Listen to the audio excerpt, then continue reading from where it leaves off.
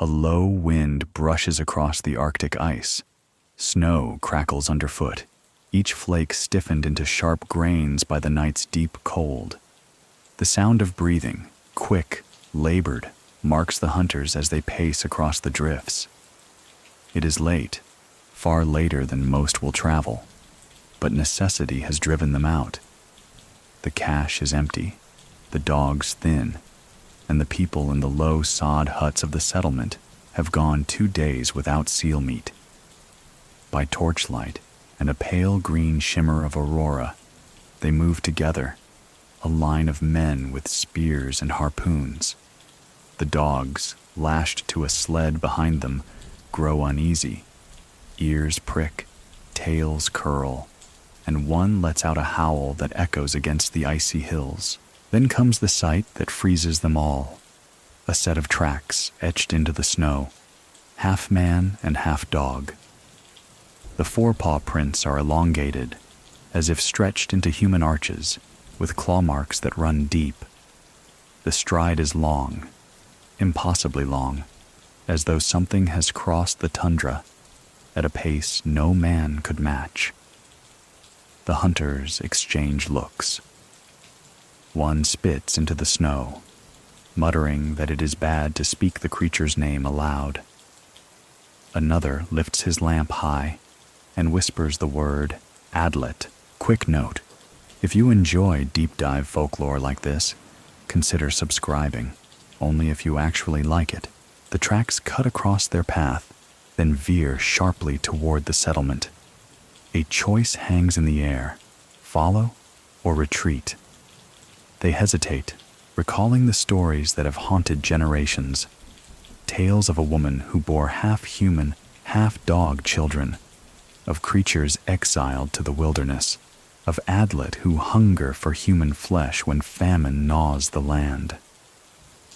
One hunter makes the sign of a protective gesture, rubbing his hand across his chest in a quick circle.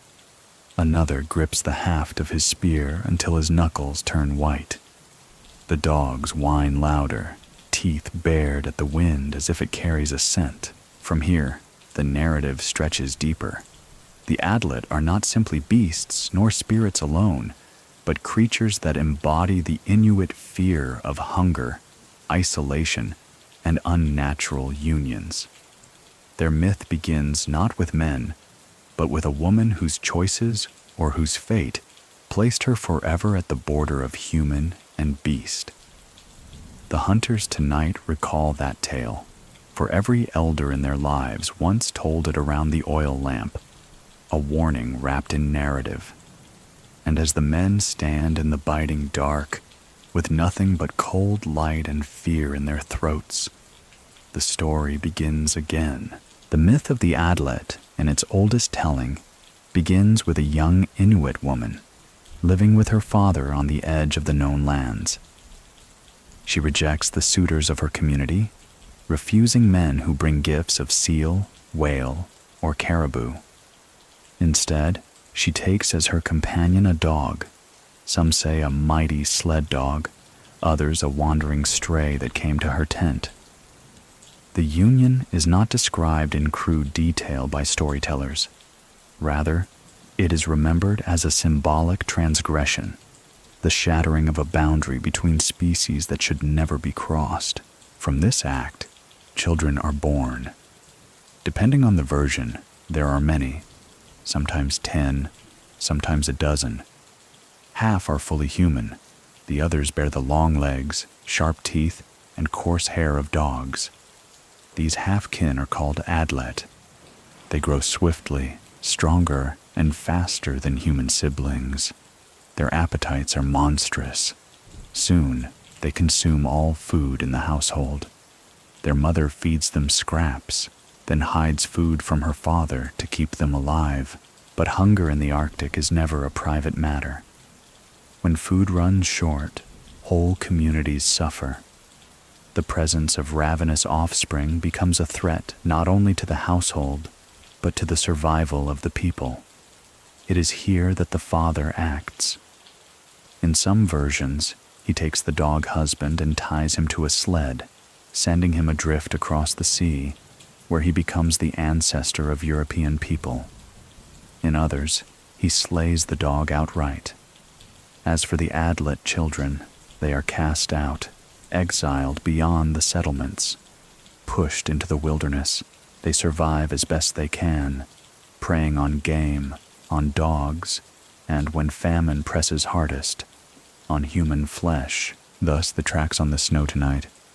The hunters who see them know the tale well. They do not speak it aloud, but each imagines the same.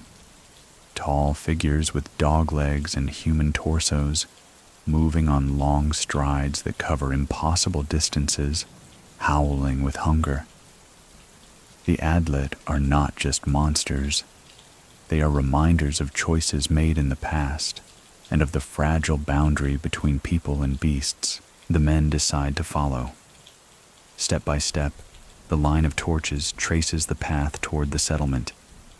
Each print in the snow seems larger than the last, as if the creature has grown while running. When one hunter bends to touch the impression, he finds not just snow packed down, but melted, as though the paw hand that struck it radiated unnatural heat. A shiver runs through him. He wipes his hand against his parka and hurries to catch up. They crest a low rise and see in the far distance smoke rising from their camp. The prince leads straight toward it. Their breath hitches. Is the Adlet already there? The dogs at the sled rear against their harnesses, snarling at shadows. One breaks free, bounding forward, before stopping dead and whining low, tail tucked. In that instant, the hunters understand that whatever they chase is not mere wolf or fox. The night grows deeper, but the story of the Adlet, woven into every track, every gust of wind, is just beginning to unfold. The hunters press on, every crunch of their boots sounding too loud against the quiet snowfield. Above them, the aurora shimmers, green bands shifting like the ghostly breath of the land itself. The tracks ahead seem almost a pulse in the lamplight, as though they were fresher than they should be, melting just enough to glisten before refreezing in jagged rims. Each man feels the air thicken, not warmer, but heavier, as if something unseen presses upon their chests. They do not speak. In Inuit tradition, silence carries weight. Too many words in the presence of spirits can call attention. Yet silence also forces memory to rise. Each man recalls the warnings told at the edges of the lamp glow in their childhood. The Adlet, half born from a woman's choice, were not just banished, they were condemned to eternal hunger. And hunger, in the Arctic, is not abstract.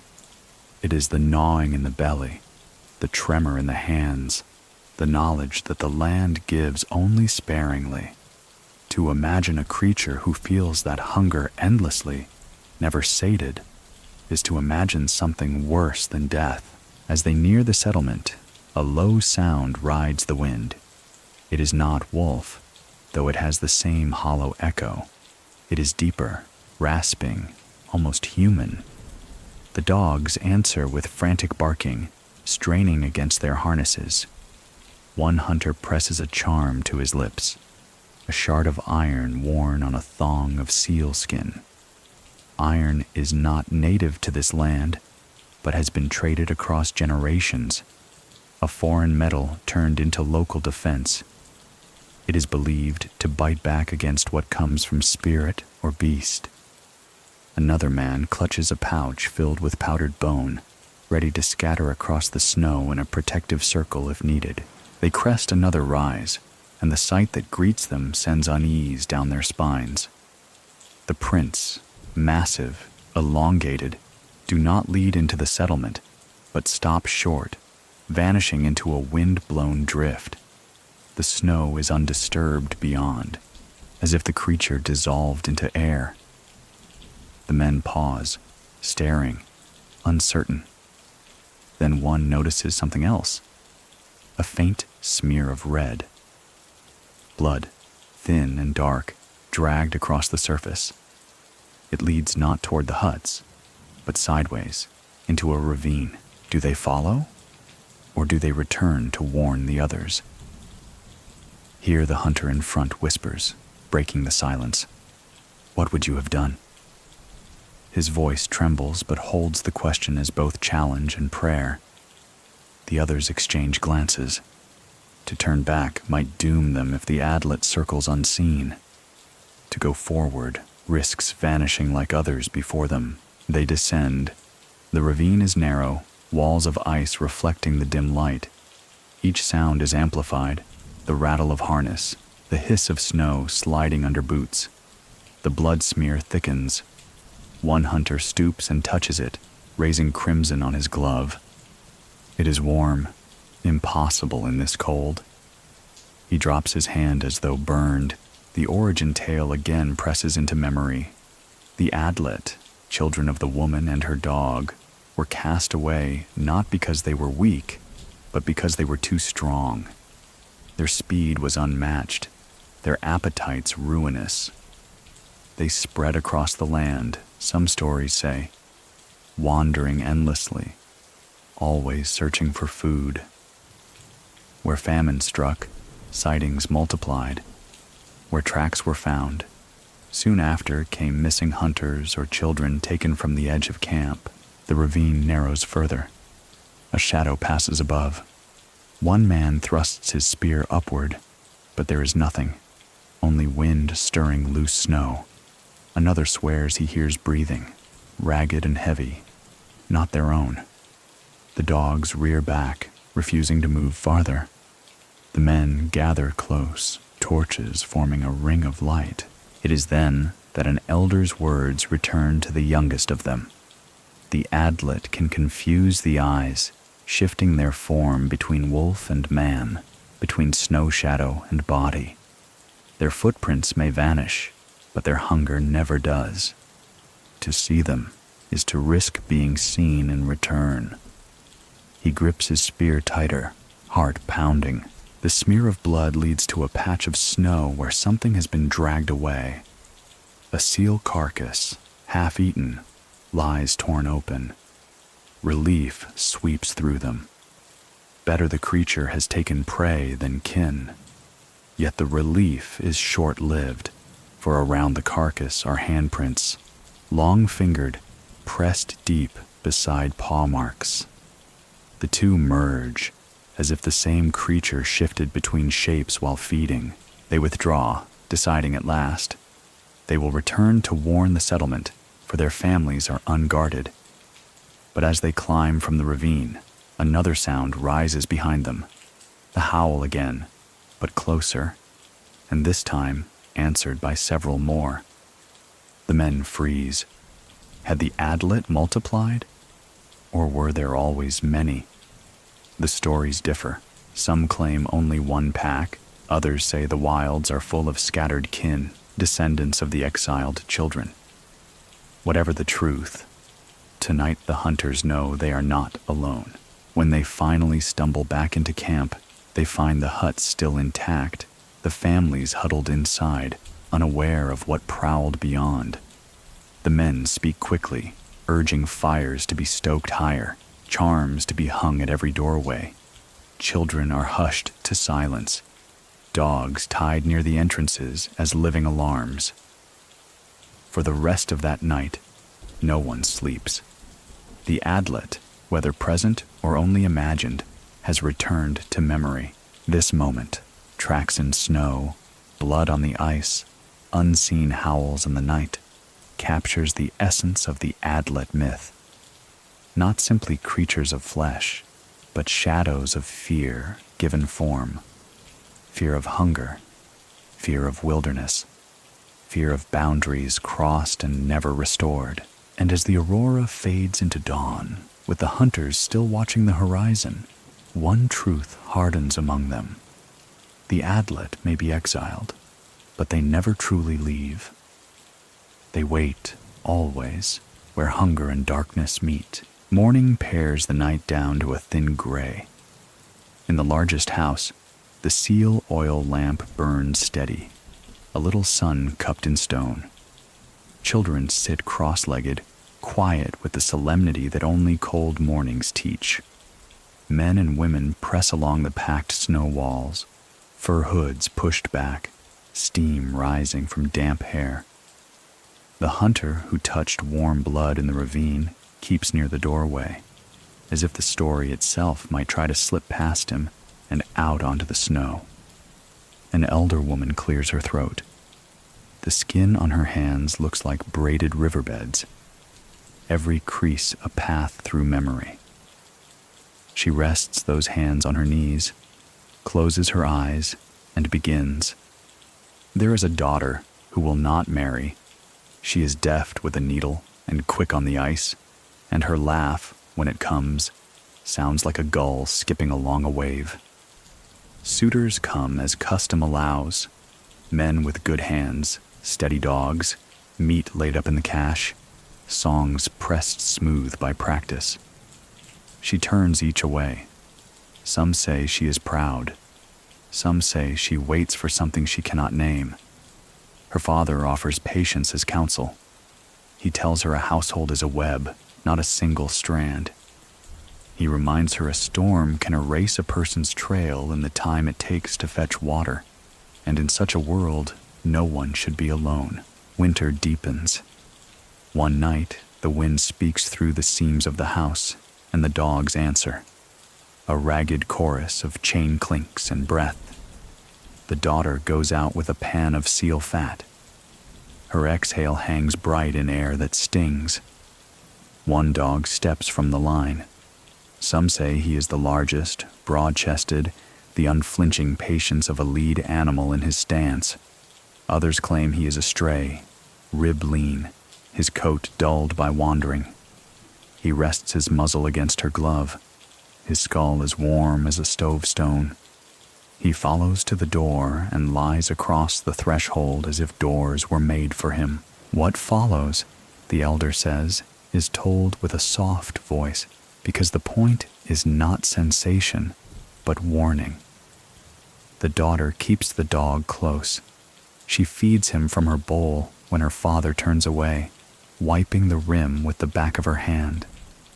She dreams at night of running far without fatigue, the ground stringing out beneath her like braided rope. When she wakes, the dog's breath warms the inside of her wrist. Storytellers circle the act rather than step into it. The important thing is the line that is crossed, not the mechanics of crossing. A boundary breaks, and the world takes note. Months pass. On a day when wind scours crystals under the door flap, the daughter labors. The midwife ties up her hair, slips a carved antler charm over the lintel, spreads a fresh hide, and warms her hands.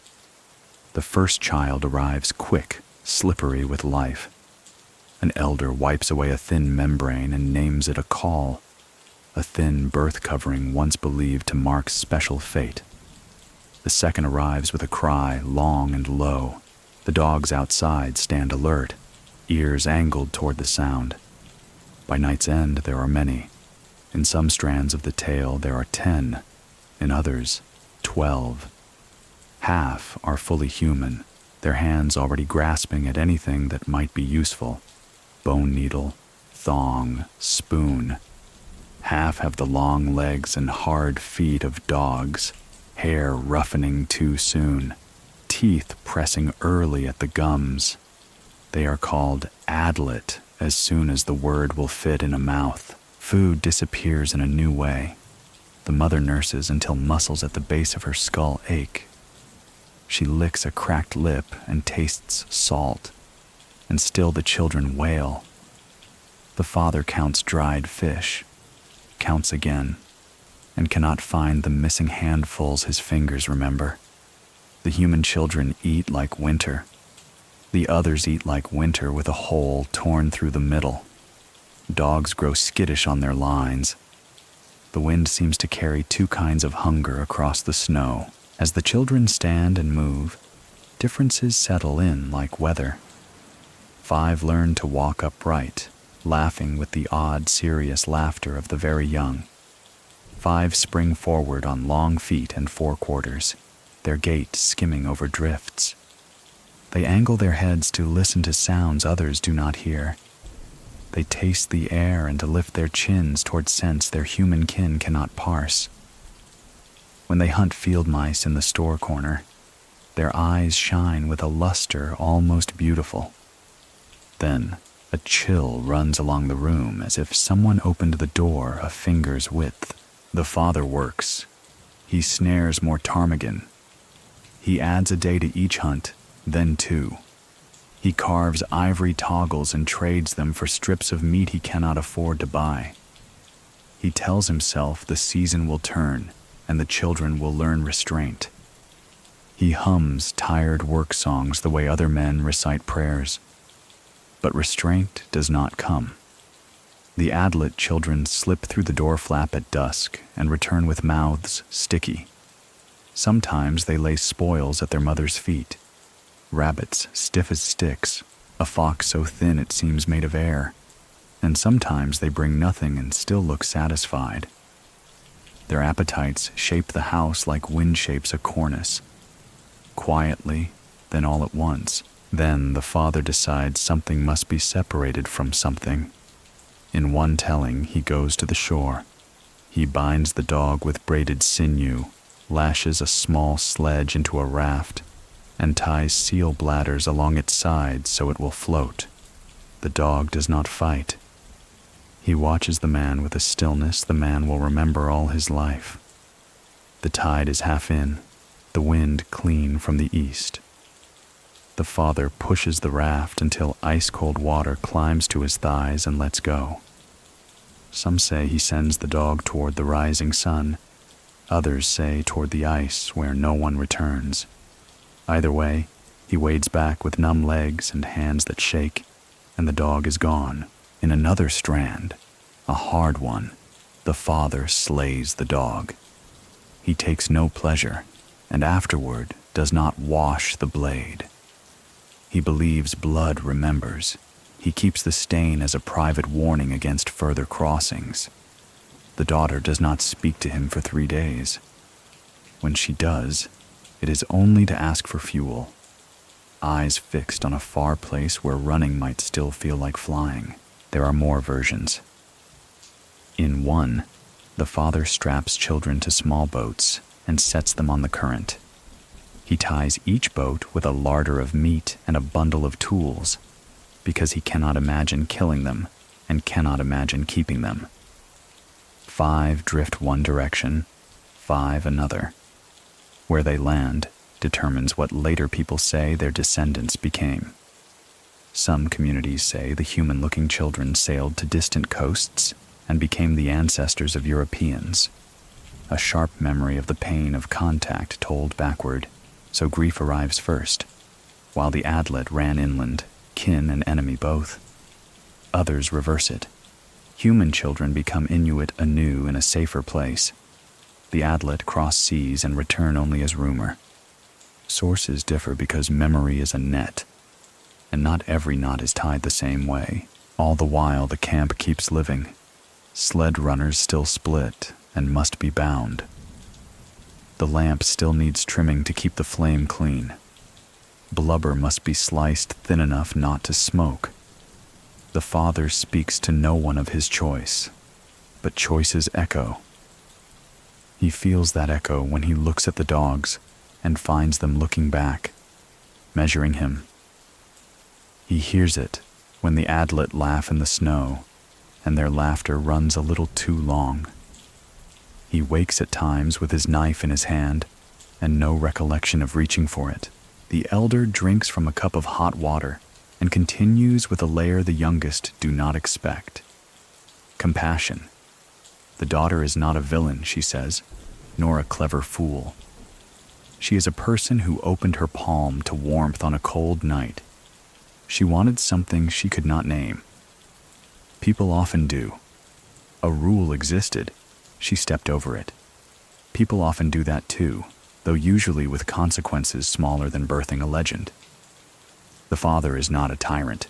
He is a man counting food against mouths, love against law, winter against the long measure of a life. In hard places, even mercy must be rationed. The Adlets scatter into the interior. They run at a pace that turns distance into a casual thing. In years when pack ice breaks late and game thins, they come near the camp more often. In good years, they pass the horizon like smoke. Mothers teach children to stay within earshot of the drum at dusk. Men check the snow around the cache for long prints that seem to change shape mid-stride. An Ngakuk, shamanic healer and mediator, beats a drum to read direction when tracks knot themselves into riddles. The drum's pulse makes a kind of compass. When it slows under the shaman's hand, people say an Adlet has already turned aside. By the 1600s, the wind of the world has another direction. In 1607, Henry Hudson pushes his ship toward ice fringes and scratches fresh names onto maps that already had older names in other tongues.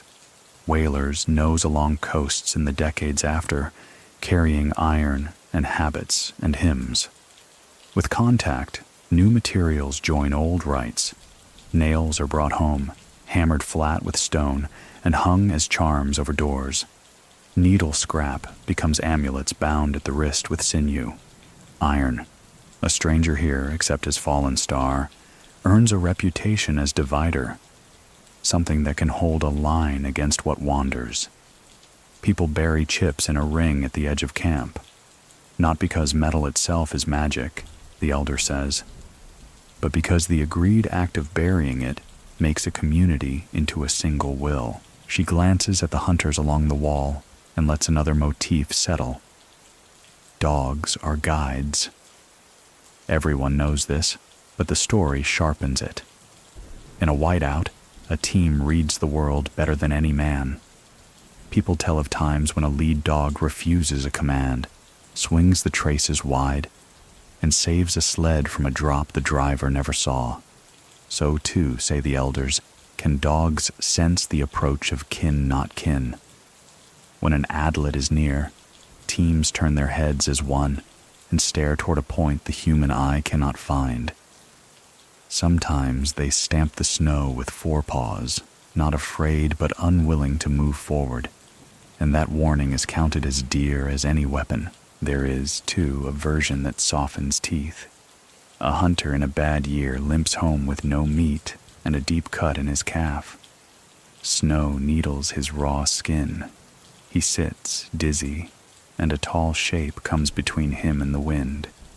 He reaches out and feels fur along a torso like a man's and legs made for running. The creature moves as a patient dog would, hurting him not with teeth but with presence. Curving its body to turn him around, drifts toward the line of huts. In the morning, he finds prints long as his forearm, pressed neat as carvings. All that winter, he sets aside the first slice of meat for a bowl near the doorway. The dogs never touch that bowl. The next spring, he returns the thanks by carrying an old bone-handled knife to the river and setting it under a stone. A quiet treaty with what watches. The daughter's tale grows new rooms as it travels along coasts and into the interior. In some she has twins, one human, one Adlet. Twins, the elder notes, often stand at a crossroads in northern stories. One keeps the fire, one walks the night, one learns the measured patience of seal-breathing holes. One takes the restless hunger of caribou chase. Years later, the twins meet where spring breakup frets the river. They sit with feet in cold water and exchange gifts. The human hands over a knife of iron, the Adlet a blade carved from caribou bone and polished with fat. Iron, cold, fixed, cut from earth, meets bone, warm, grown, cut from life. And for a moment, the world feels almost balanced. The story does not say they meet again. It only says both live longer than most. When the elder reaches the part where the father considers a final remedy, The house is quiet enough to hear seal fat whisper. The remedy is not a killing, not this time. It is a boundary ritual. He gathers scrap iron, a nail traded off a whaler, a kettle chip lost in a deal, a dark meteorite flake wrapped for luck, and buries each piece in a ring at the edge of camp. He nods to his daughter, who nods back without irony or anger.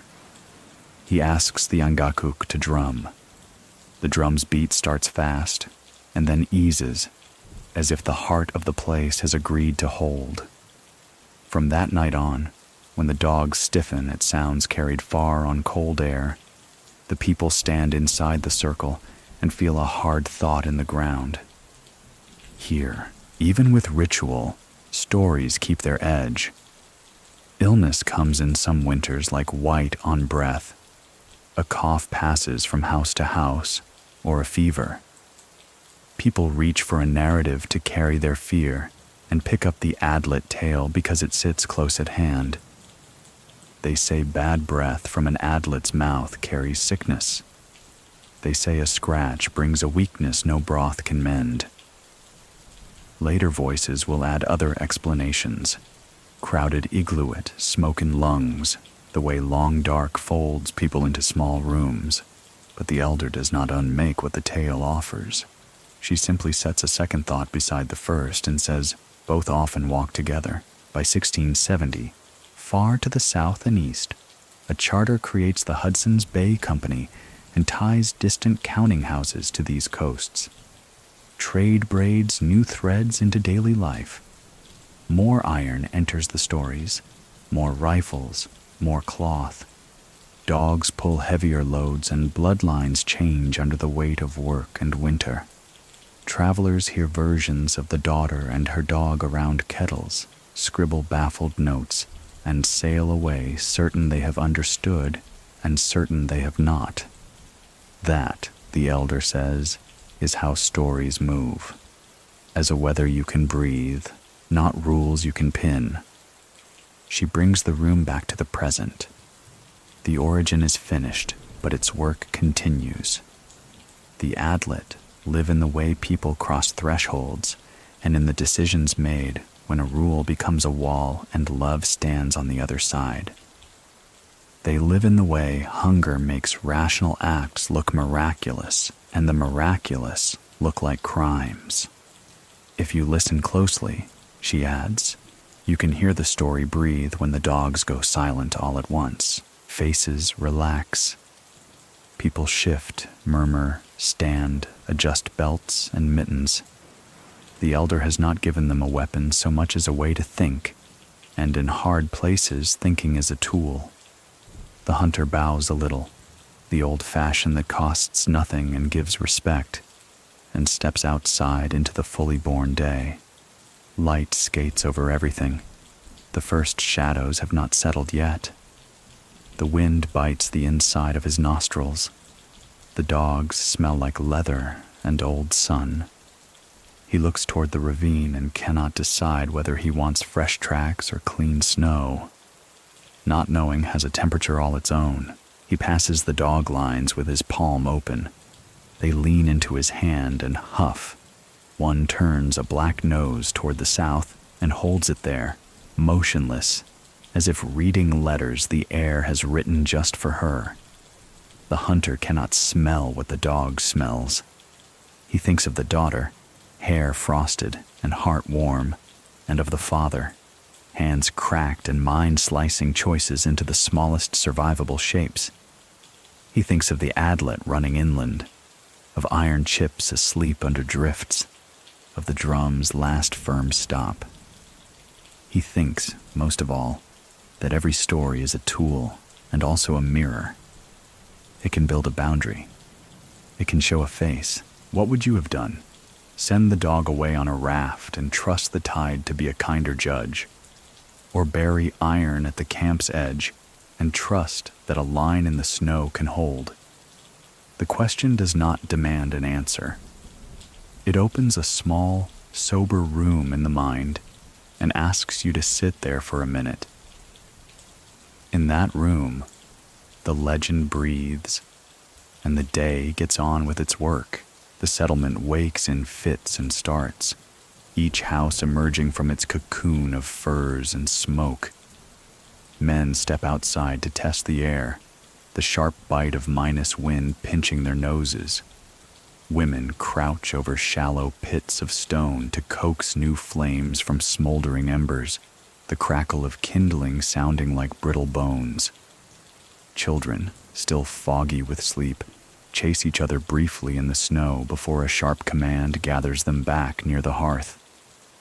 The events of the night, the tracks, the howls, the unease, remain unspoken, yet they hang heavy, like a skin stretched taut over the day.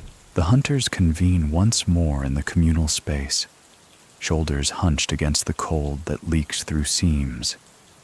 This time it is not an elder who speaks first, but a younger shaman, an angakuk only just past his first initiations. He has dreamed of the Adlet, he claims, though dreams must always be held carefully. In his vision, a child was born with red bands around its ankles, and the dogs circled outside, howling in mourning before it drew its first breath.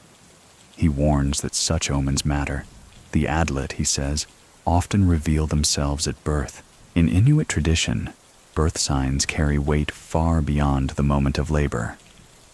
A child emerging with a caul, a thin, veined membrane still across the face, is whispered to carry unusual sight, able to glimpse the thin line between worlds. Twins are watched with both pride and apprehension, for one might bear a fate the other cannot. But to emerge with dog-like features, thick hair, teeth early, limbs bent in odd ways, is to invite suspicion. These taboo births are remembered not just within a family, but across the community. People nod gravely at the shaman's words. Even if no such child has been seen for years, memory can summon one in an instant. The younger hunters recall rumors. A boy born in the 1590s with canine ears pressed close to his head, who grew too quickly and vanished before his second winter. An old woman insists she once saw a child's footprints in the snow, bare, no boot, but tipped with claws. Though stories drift between exaggeration and truth, no one laughs.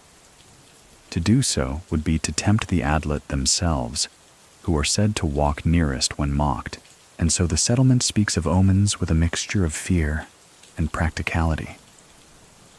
Pregnant women are watched carefully. Rituals are performed to ensure clean births.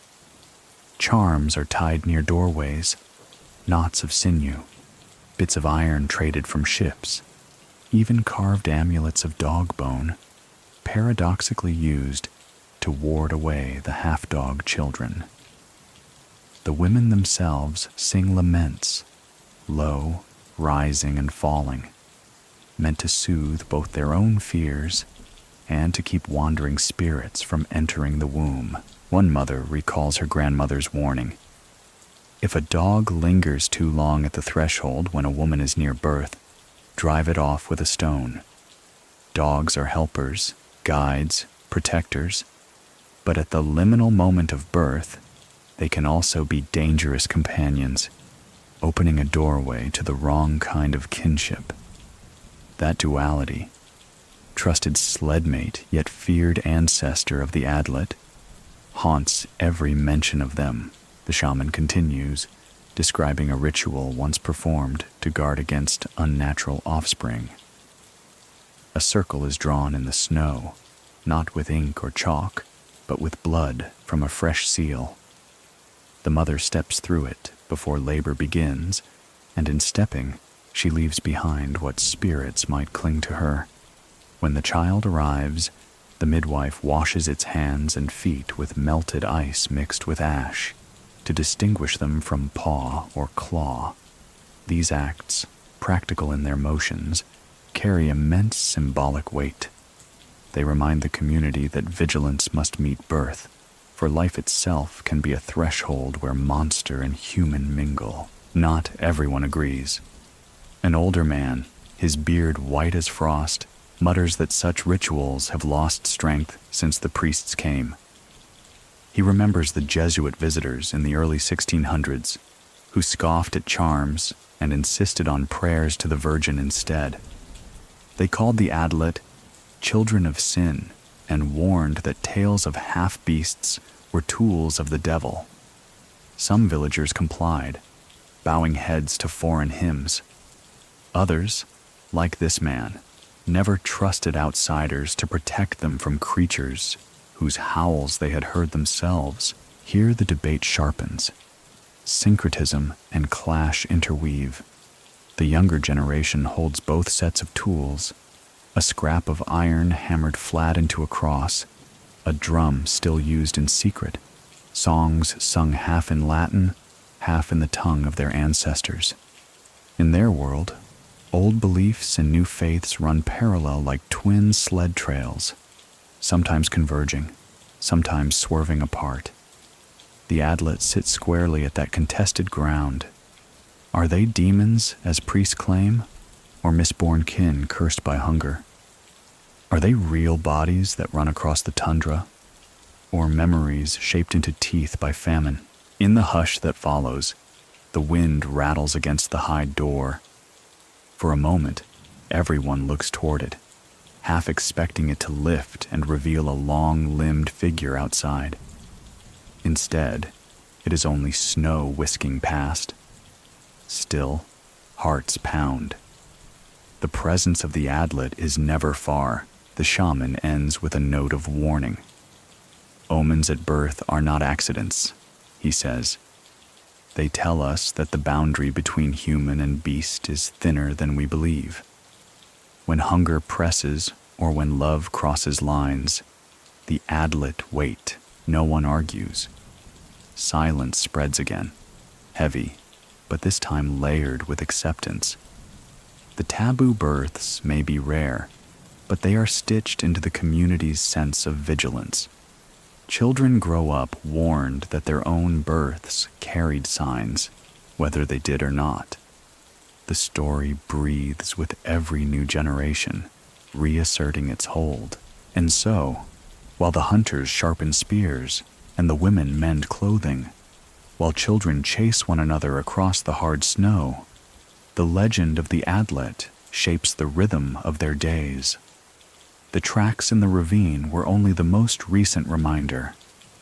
The real weight of the myth lies in its power to haunt the threshold between human life and what might be born just beyond it. That night, as darkness settles once more, one mother holds her infant close and sings softly, not for the child's ears alone, but for the unseen listeners she feels lingering just beyond the door. The wind veers north and the temperature falls, the kind of cold that bites not only the skin, but the marrow. The hunters who saw the tracks sleep lightly, spears within arm's reach. The dogs pace their lines through the night, restless, as though remembering a scent. At dawn, frost paints each hair on their muzzles like silver needles. By mid-morning, the settlement hums again with tasks, scraping hides, mending harness, sharpening bone knives. Yet beneath the surface, unease lingers. People glance at the snow whenever they leave their homes, half expecting to find new prints pressed into the surface. For in every telling of the Adlet, the creatures are wanderers, always in motion, always near where hunger is worst. And then it happens. A pair of hunters fail to return. They had gone inland 2 days prior, following caribou tracks, but the herd had already swung south.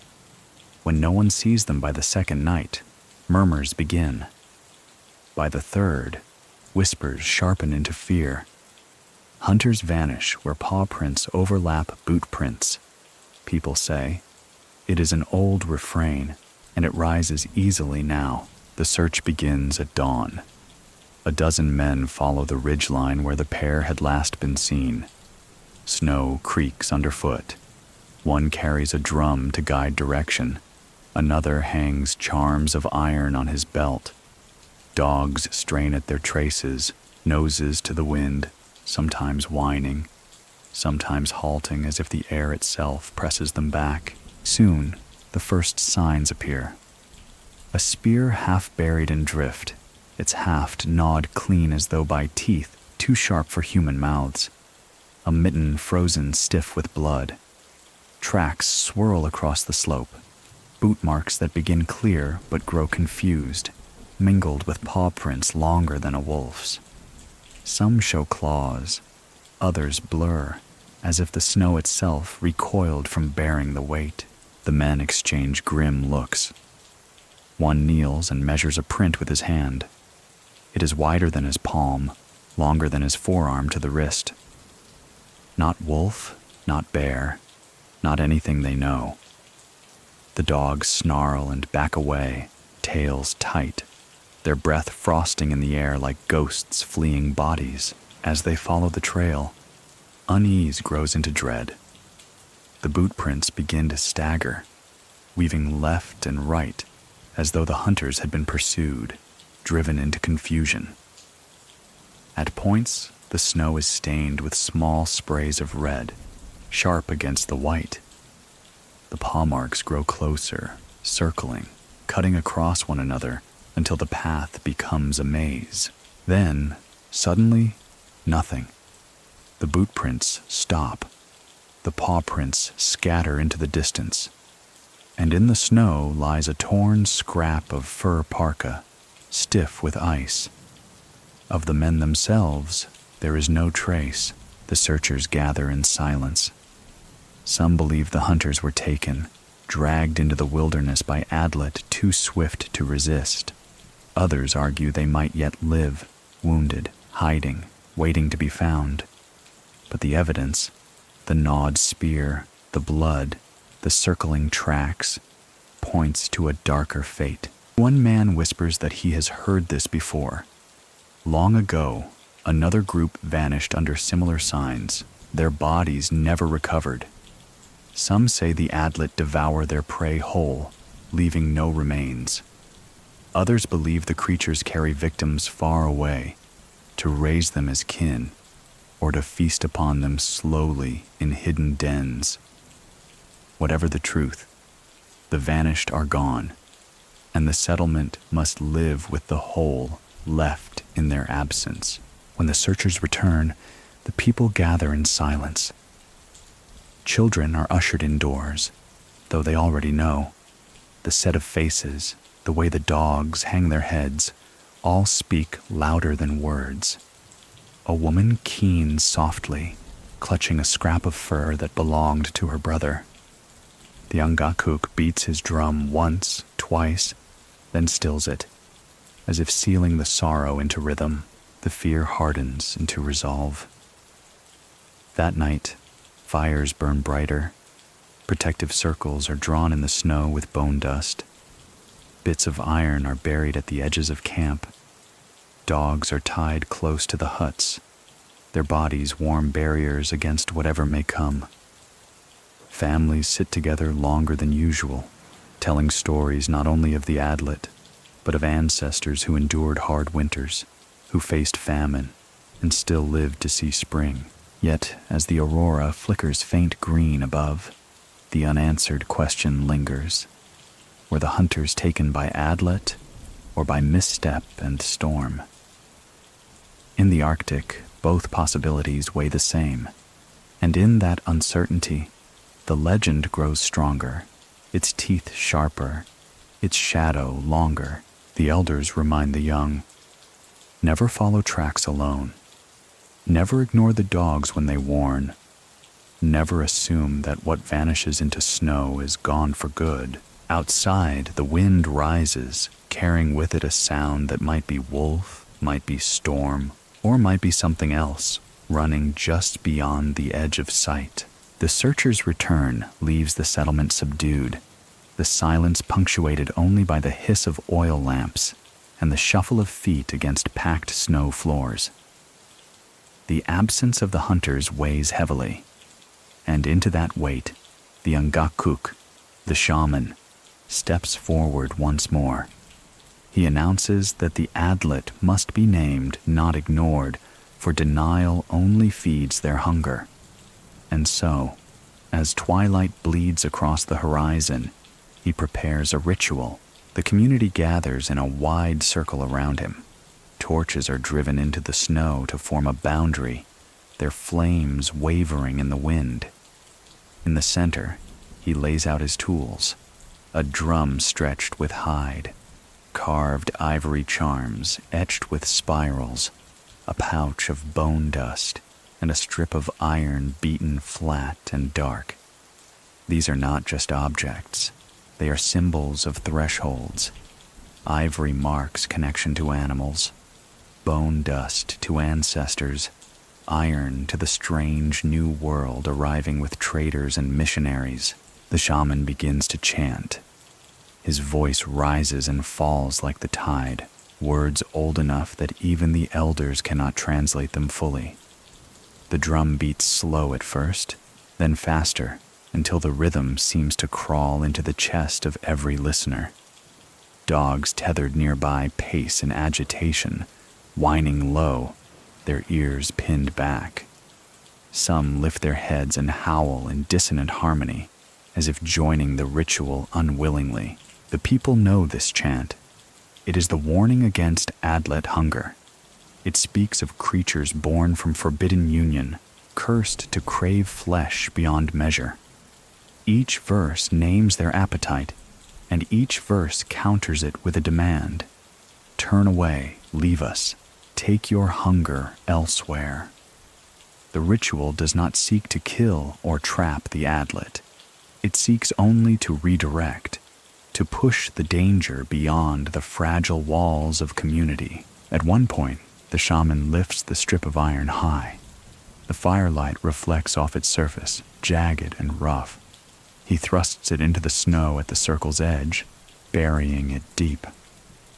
Here is the line, he declares, the bite of the land against the bite of the beast. The people murmur assent. For many, the iron holds as much authority as the drum itself. Then he scatters bone dust into the flames. Sparks leap upward, crackling like distant footsteps. The crowd shifts uneasily. One child whispers, "Will it keep them away?" And the mother hushes him quickly, but the question hangs heavy. For even as the ritual builds its walls of words and symbols, everyone knows the stories of Adlet who cannot be turned aside. The shamans speak of times when their chants faltered, when hunger proved stronger than boundary, and so doubt mingles with faith, each person clinging to whichever is stronger in their own heart. The ritual ends abruptly. The drumbeat stops.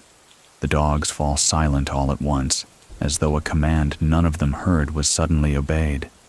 The torches gutter, then flare again.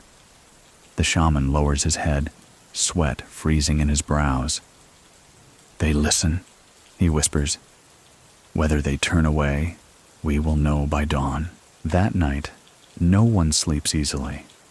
Men take turns keeping watch, their silhouettes hunched in doorways, spears glinting faintly in lamplight. Women hum protective songs over children. Dogs are allowed closer to the entrances, trusted as sentinels. Every gust of wind sounds like a footstep.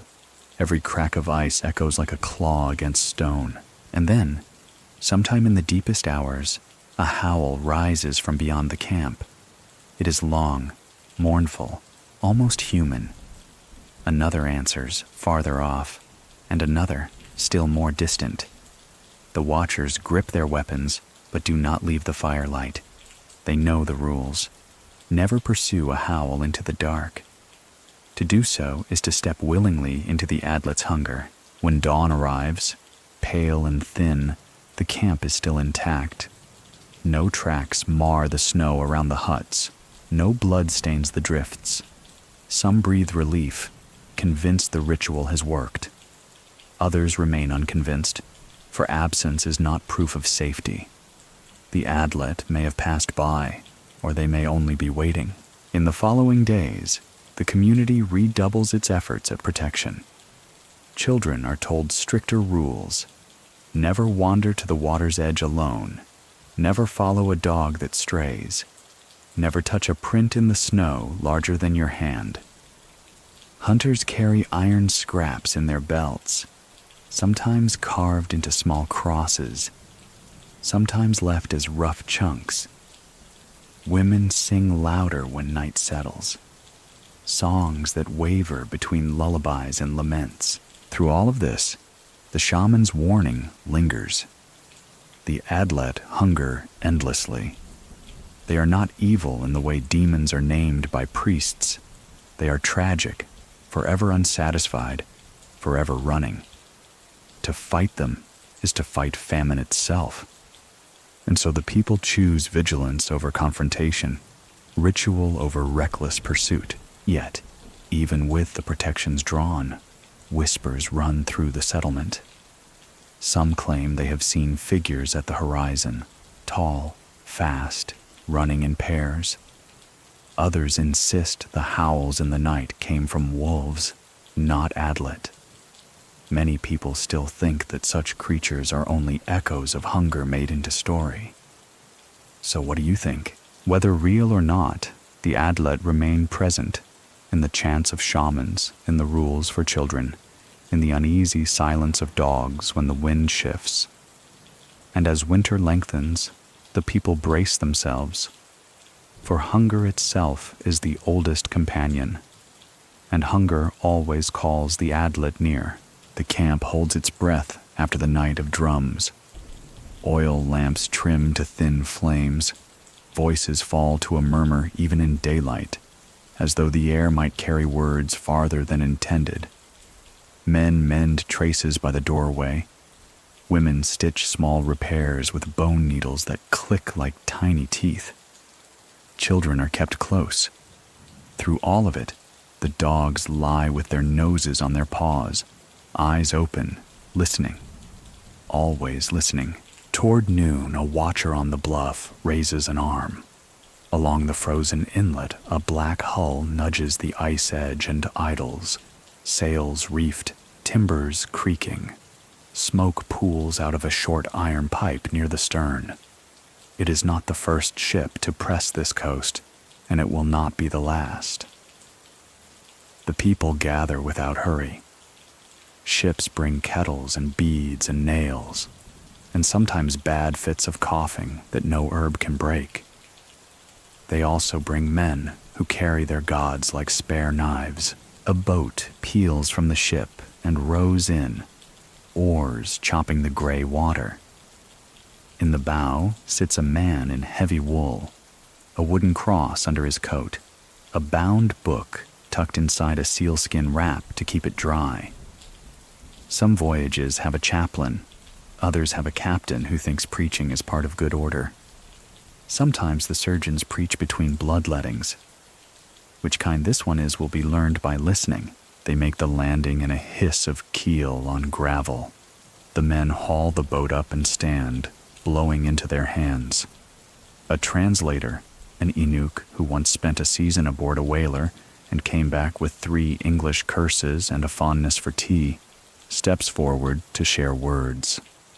Gifts are offered: a small iron kettle, a coil of wire, a knife blunt from too many barterings. The elders meet them with calm. Trade begins where eyes agree. Later, inside the largest house where the lamp keeps the cold honest, they sit facing one another. The visitor lifts the bound book, breviary, a compact book of daily prayers, and the translator names it.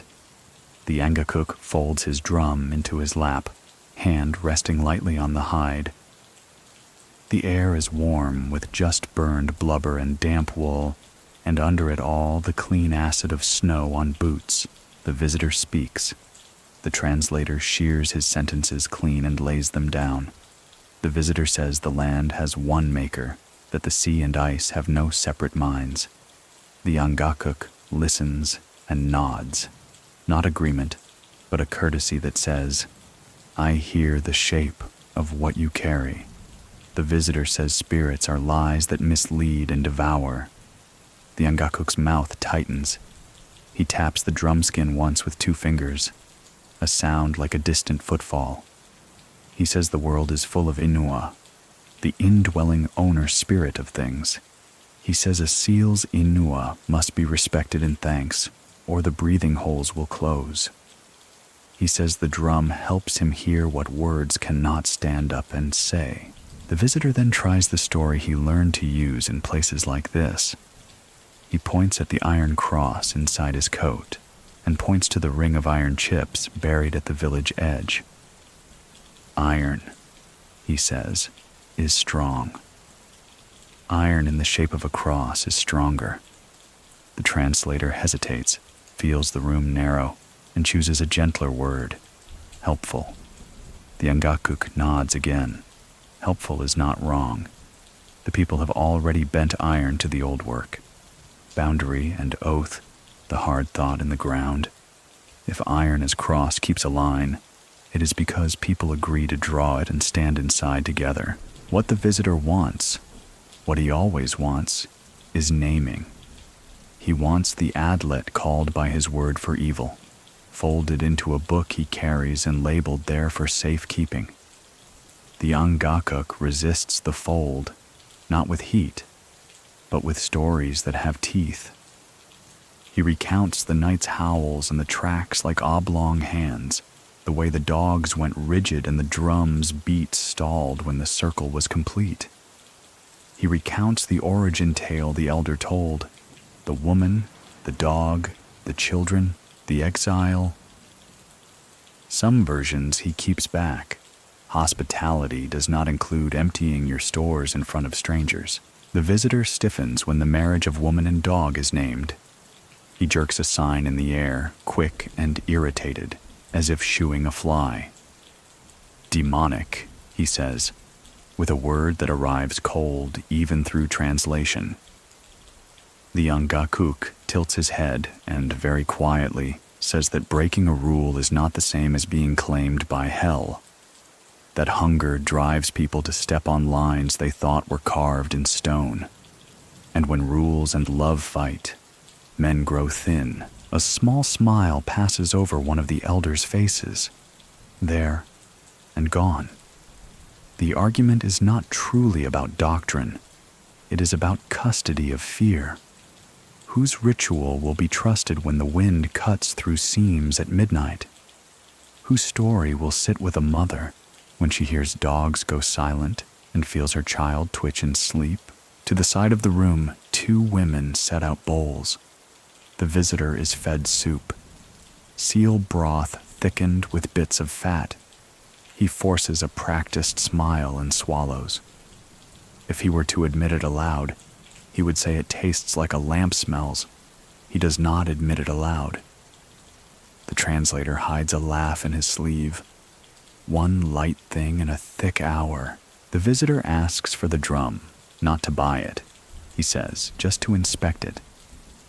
The Angakuk lets him touch the rawhide rim. The visitor traces the soot-dark circle with gloved fingers. He says the rhythm draws demons. The Angakuk answers that rhythm draws listening, and that listening, in a bad winter, is a kind of hunting. Later, the men walk the edge of camp together, where the iron chips are buried beneath slush. Nail ends, kettle shards, a meteorite flake carried 50 miles in a mitten. The visitor listens while the Angakuk explains the boundary ritual. Bone dust, drum, iron, not to banish, but to declare a line. The visitor recounts his own rite. Water poured over an infant's head with the words that bind it to heaven, a cross traced on a brow. He uses catechism, a short book of basic doctrine, to teach small hearts to say the right answers. Both men are, in this moment, guardians of thresholds. From the ship's deck that afternoon, others watch through small telescopes. They see figures move, point toward the shore, kneel to pick up something small and dark, and let it fall back to snow. They see dogs lie and then spring up together to face a single direction, like iron filings pulled by a magnet. They cannot see the feel of a drum beat thickening air. They will report later that the natives are fearful of imaginary beasts. They will put a line in a logbook and never suspect that the line, read in winter, can itself be a boundary or a breach. After the talk, the visitor tries a sermon in the open, voice lifted to beat the wind. He points to the sun and says there is one light, points to the people and says there should be one faith. The translator does what he can. Meanwhile, just beyond the ring of faces, a child is tracing a long track in the crusted snow with a stick, heel to toe, then dragging 4 claw lines forward and laughing at the shape. Her mother scolds and rubs the marks out with her boot. Not a game, she says. Not today. The mainstream fact of their world enters with the winter dusk. In 1670, far south and east, a royal charter births the Hudson's Bay Company, and with its seal impressed in wax, a river of trade opens, furs down, iron up, words and names in both directions. Company men will build posts, and posts will build towns, and the Adlet will be led to stand near cash ledgers the way they once stood near hearths. That is still ahead. Already its echo is here. The visitor is not company, but he is a sign that more bindings are coming. Contracts, oaths, sacramental and secular, between people and distant rooms where snow never enters. As the day folds, the visitor makes his last move. He asks gently whether the drum might be kept off for a season, to see if the fear lessens when the beating stops. The Angakuk answers without raising his voice. He says he would as soon untie the dogs in a storm. He says the drum is a tool, not a toy, and tools are only dangerous when you forget what they are for. He concedes one thing. The iron cross the visitor wears may be set at the east path where the wind comes clean. If people believe it helps, the Angakuk says, it will help. Belief is a rope. The more hands on it, the steadier it holds. The visitor brightens, and that night, a small cross of dark metal is pushed into a drift just where the boundary circle lies under snow. Children stare at it as they pass, unsure whether to bow or touch or do nothing at all. Over the next days, small syncretisms sprout like frost flowers. A woman ties a scrap of blue cloth to a child's parka, the color the visitor names for heaven, right next to the amulet with a caribou etched in profile. A man carves a charm with 4 points like a cross, but inscribes on it the old spiral. Someone begins to hum a hymn as a work song. Someone else fits the hymn's rise and fall to the drum's measure and says it sits well in the ear. Out of sight of the ship, the Angakuk scratches a thin slash of soot across his drumhead to mark the visitor's day. Not a capitulation, just a memory line. The visitor, for his part, tries to name the Adlet in a way that fits his book. He says demon too easily. He writes the origin tale down with tight lips, file labeling something that cannot be made to stay in a drawer. On the deck, he tells the mate that the people are hungry in a spiritual way. The mate points at the dog's ribs and says, hunger is a simpler word than that. At the edge of the settlement, the dogs drag their noses along a strip of wind-packed snow and stop, perfectly still. All of them at once. Heads tilt. A low growl travels the line like a ripple. Men and women stiffen. The visitor hears only wind. He continues to talk, salvation, peace, an end to fear, using sounds like sanded wood. The Angakuk raises one palm without looking, and the room hushes around the visitor's words as if a lamp had been trimmed. The dog's ears lift higher. Even the children hear it then. Far off, a voice in the white that is almost a wolf and almost not. The visitor adjusts his coat. He has seen wolves before on Yorkshire moors and in chapbooks. He does not know the way a sound can map a body onto air. He does not know the Adlet's particular register, the rasp under the howl, the breath skip between notes. The Angakuk knows. He says nothing. He counts the beats between answers and memorizes the distance. That night, the visitor holds a service on the ship's deck, candle cups flickering, men with wet eyes singing through cracked lips. In the house ashore, the Angakuk sets his drum on his knees and hums into the skin, not striking it, just giving it a throat. In that humming, in that half-silence, the two rites spend an hour adjacent. No thunderclap arrives to choose between them. The people will do what they have always done, keep what keeps them alive, and add what seems to share the work. In the days that follow, the visitor walks with families, bows to elders, baptizes a newborn whose mother asks timidly whether water and words might keep fevers off this time. When he says yes, he believes himself. He tries to remove a small charm plaited into a child's hood, and the mother's hand closes over his wrist. Soft, then not. He releases it. She thanks him for the water and leaves the charm where it lies. Two lines run side by side. In a loft over the door, a boy has hidden a stick he carved into a long paw with fingers, a joke that is also not a joke. When no one is looking, he stamps it in the snow just beyond the cross and waits to see whether anything changes. His father finds the prints, goes very still, and then scrapes them out with a flat board, breath working fast. He does not strike the boy. He does not explain. He puts a mitten on the boy's small hand, wraps it around the board, and teaches him how to smooth the surface without leaving ridges. The lesson is a language. The boy will remember both parts of it. Trade goes on. A man exchanges a seal skin for a handful of nails, and that night he hammers one flat and ribs it with lines so it feels like a tooth. He wears it at his belt and calls it a divider. Another woman, seeing this, threads a thin iron wire through a bone pendant shaped like a leaping dog. She says the iron is the wire, the bone the world. Both together make a stronger thing.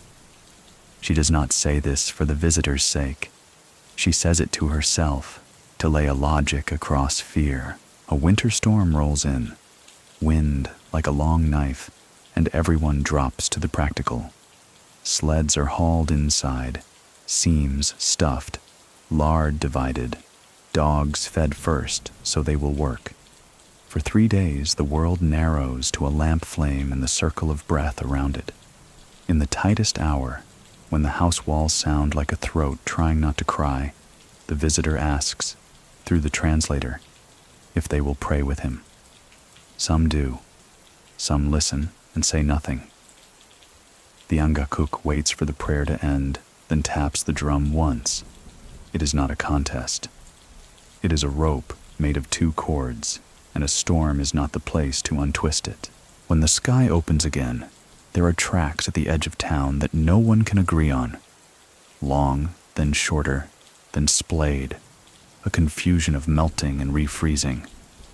The visitor kneels and says, "Bear." The hunters shake their heads. The Angakuk squats and presses his palm into one, then into another, as if measuring the echo of something's weight. He tastes the air like a dog might, lips barely parted. He rises without a word. The visitor keeps kneeling, as if kneeling could make a shape simpler. By the time the ship pushes off its ice berth, the camp has gained 3 kettles, a dozen nails, 4 yards of cloth, and a second book, a catechism with woodcuts of angels the children stare at and find both beautiful and oddly thin, as if the air could blow through them. The ship has gained 20 fresh skins and a story to tell at another coast about dog people that run like wind and eat men who walk alone. Each side believes it understands something about the other. Each side is wrong in places that will matter. In the oldest house that night, the elder who told the origin tale sits with the Angakuk. They do not argue about the visitor.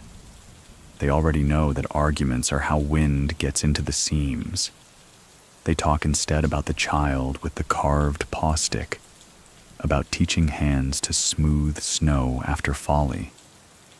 They talk about the cross at the east path, how it looks set above the buried iron chips like a marker on a grave of fear.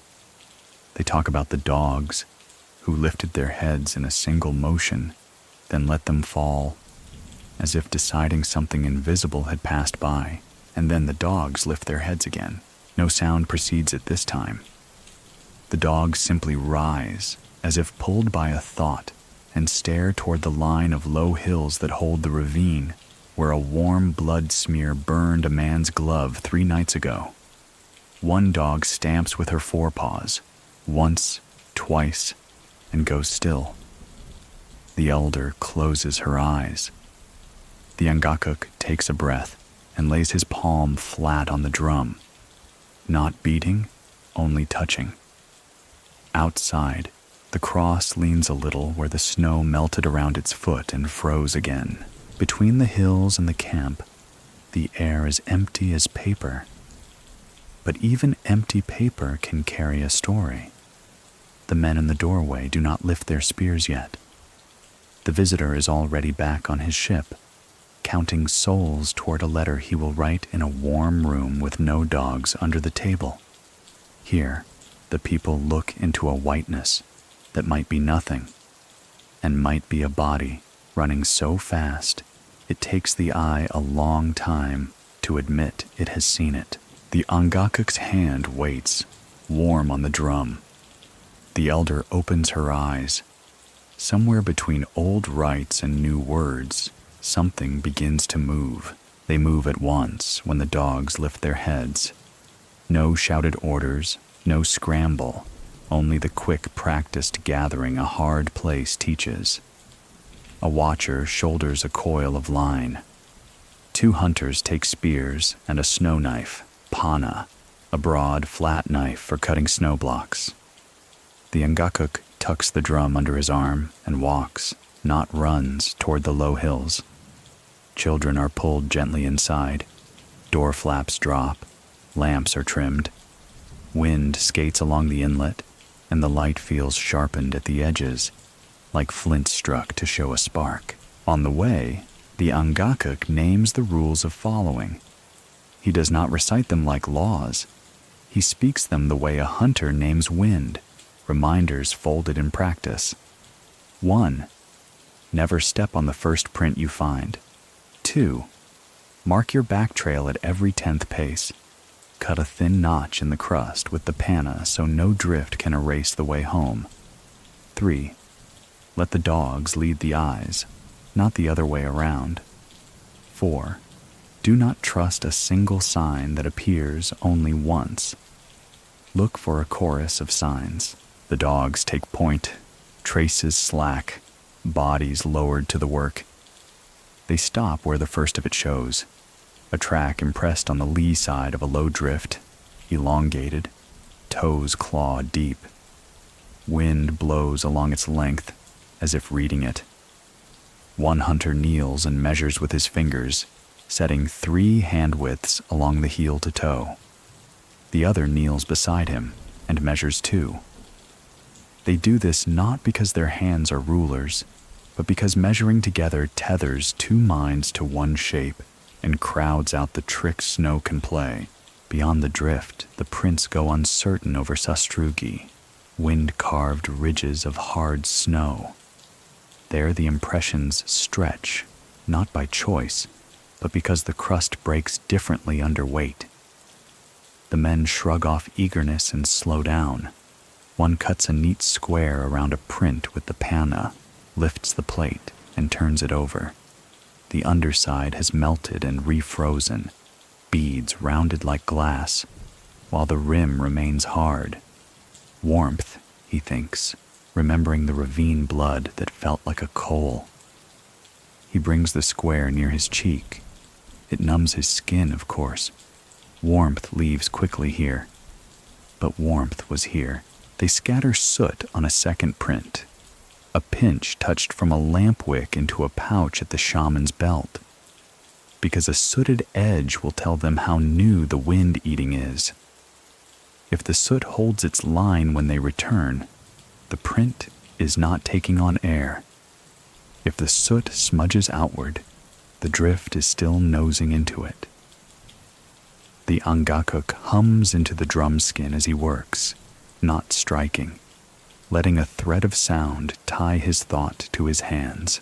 Beyond the sastrugi, the land flattens, a pale sheet flecked with ice bubbles where blizzards have varnished snow. Here, the prints lengthen plainly. A human stride widens, then widens more, as if someone is stretching in his own boots. At intervals, the toes rake forward like claws pulling for purchase, and the heel shallowly grazes, the way a wolf's hind foot kisses down where its forefoot already dug a hole. The dog's keening low confirms what the eyes accuse. Whatever runs here does not run as men run. They follow toward the mouth of a frozen stream. Sea ice beyond that is a plain of faint blues and grays, cracked into puzzle pieces. The stream itself, a narrow ditch edged with reed stubs, is glazed with nylas, thin, elastic new sea ice, blackish under dusted snow. Prints descend the bank, crisp and whole, and step out onto the nylas. Then they change. The first steps on the stream are still boot-shaped, though longer than comfort allows. The next steps lengthen further into a shape that cannot be a boot, toes splaying, heel disappearing, the edge of each mark blown into feathers. On the third, the snow dust over the nylas dimples out from a center weight, 4 ragged furrows dragging after it like fingernails. The men say nothing. The Angakuk spits softly into his palm and rubs it across his chest in a circle. Not a charm in itself, but the motion of remembering to be small before a large thing. One hunter scuffs his boot very lightly across the nylas. It sings a glassy note and answers with a spider of hairline cracks. He steps back. Another ties the line around his waist and pays it out to a friend holding the coil. He tests again, this time throwing his weight forward onto his hands as if he is a seal easing onto uncertain ice. The dogs stiffen and point with their noses downstream, tails straight, ears high. They have read not sound, but pressure, the way trained bodies learn to hear the address of the world. The stream bends toward the inlet. The prints follow the curve for a dozen paces and then vanish. The nylas ahead lies like lacquer, unmarred. The Angakuk points to the reeds, where a tuft of gray hair has snagged on a stalk. It is long, coarse, banded at the root, a color the hunters do not see often on their dogs. He rolls it between finger and thumb, then puts it under his tongue. He grimaces, not because it tastes bad, all hair tastes bad, but because it tastes like snow and nothing else. No lamp smoke, no human salt. Either the creature came from far, or it keeps to winds even the village can't smell. They split, one high along the bank, 2 bending low at the ice, one walking a parallel line stamping small holes with his heel. Testing. A ripple under the nylas moves like a fish running, and the dogs make a sound between growl and whine. The The Ungakuk kneels on the bank and closes his eyes.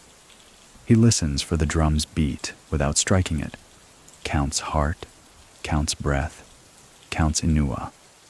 He feels not presence like in a house when someone stands behind you, but absence like a story that stops where it should grow teeth. It is the youngest who spots the trick. He steps back from the nylas and squints up into the wind.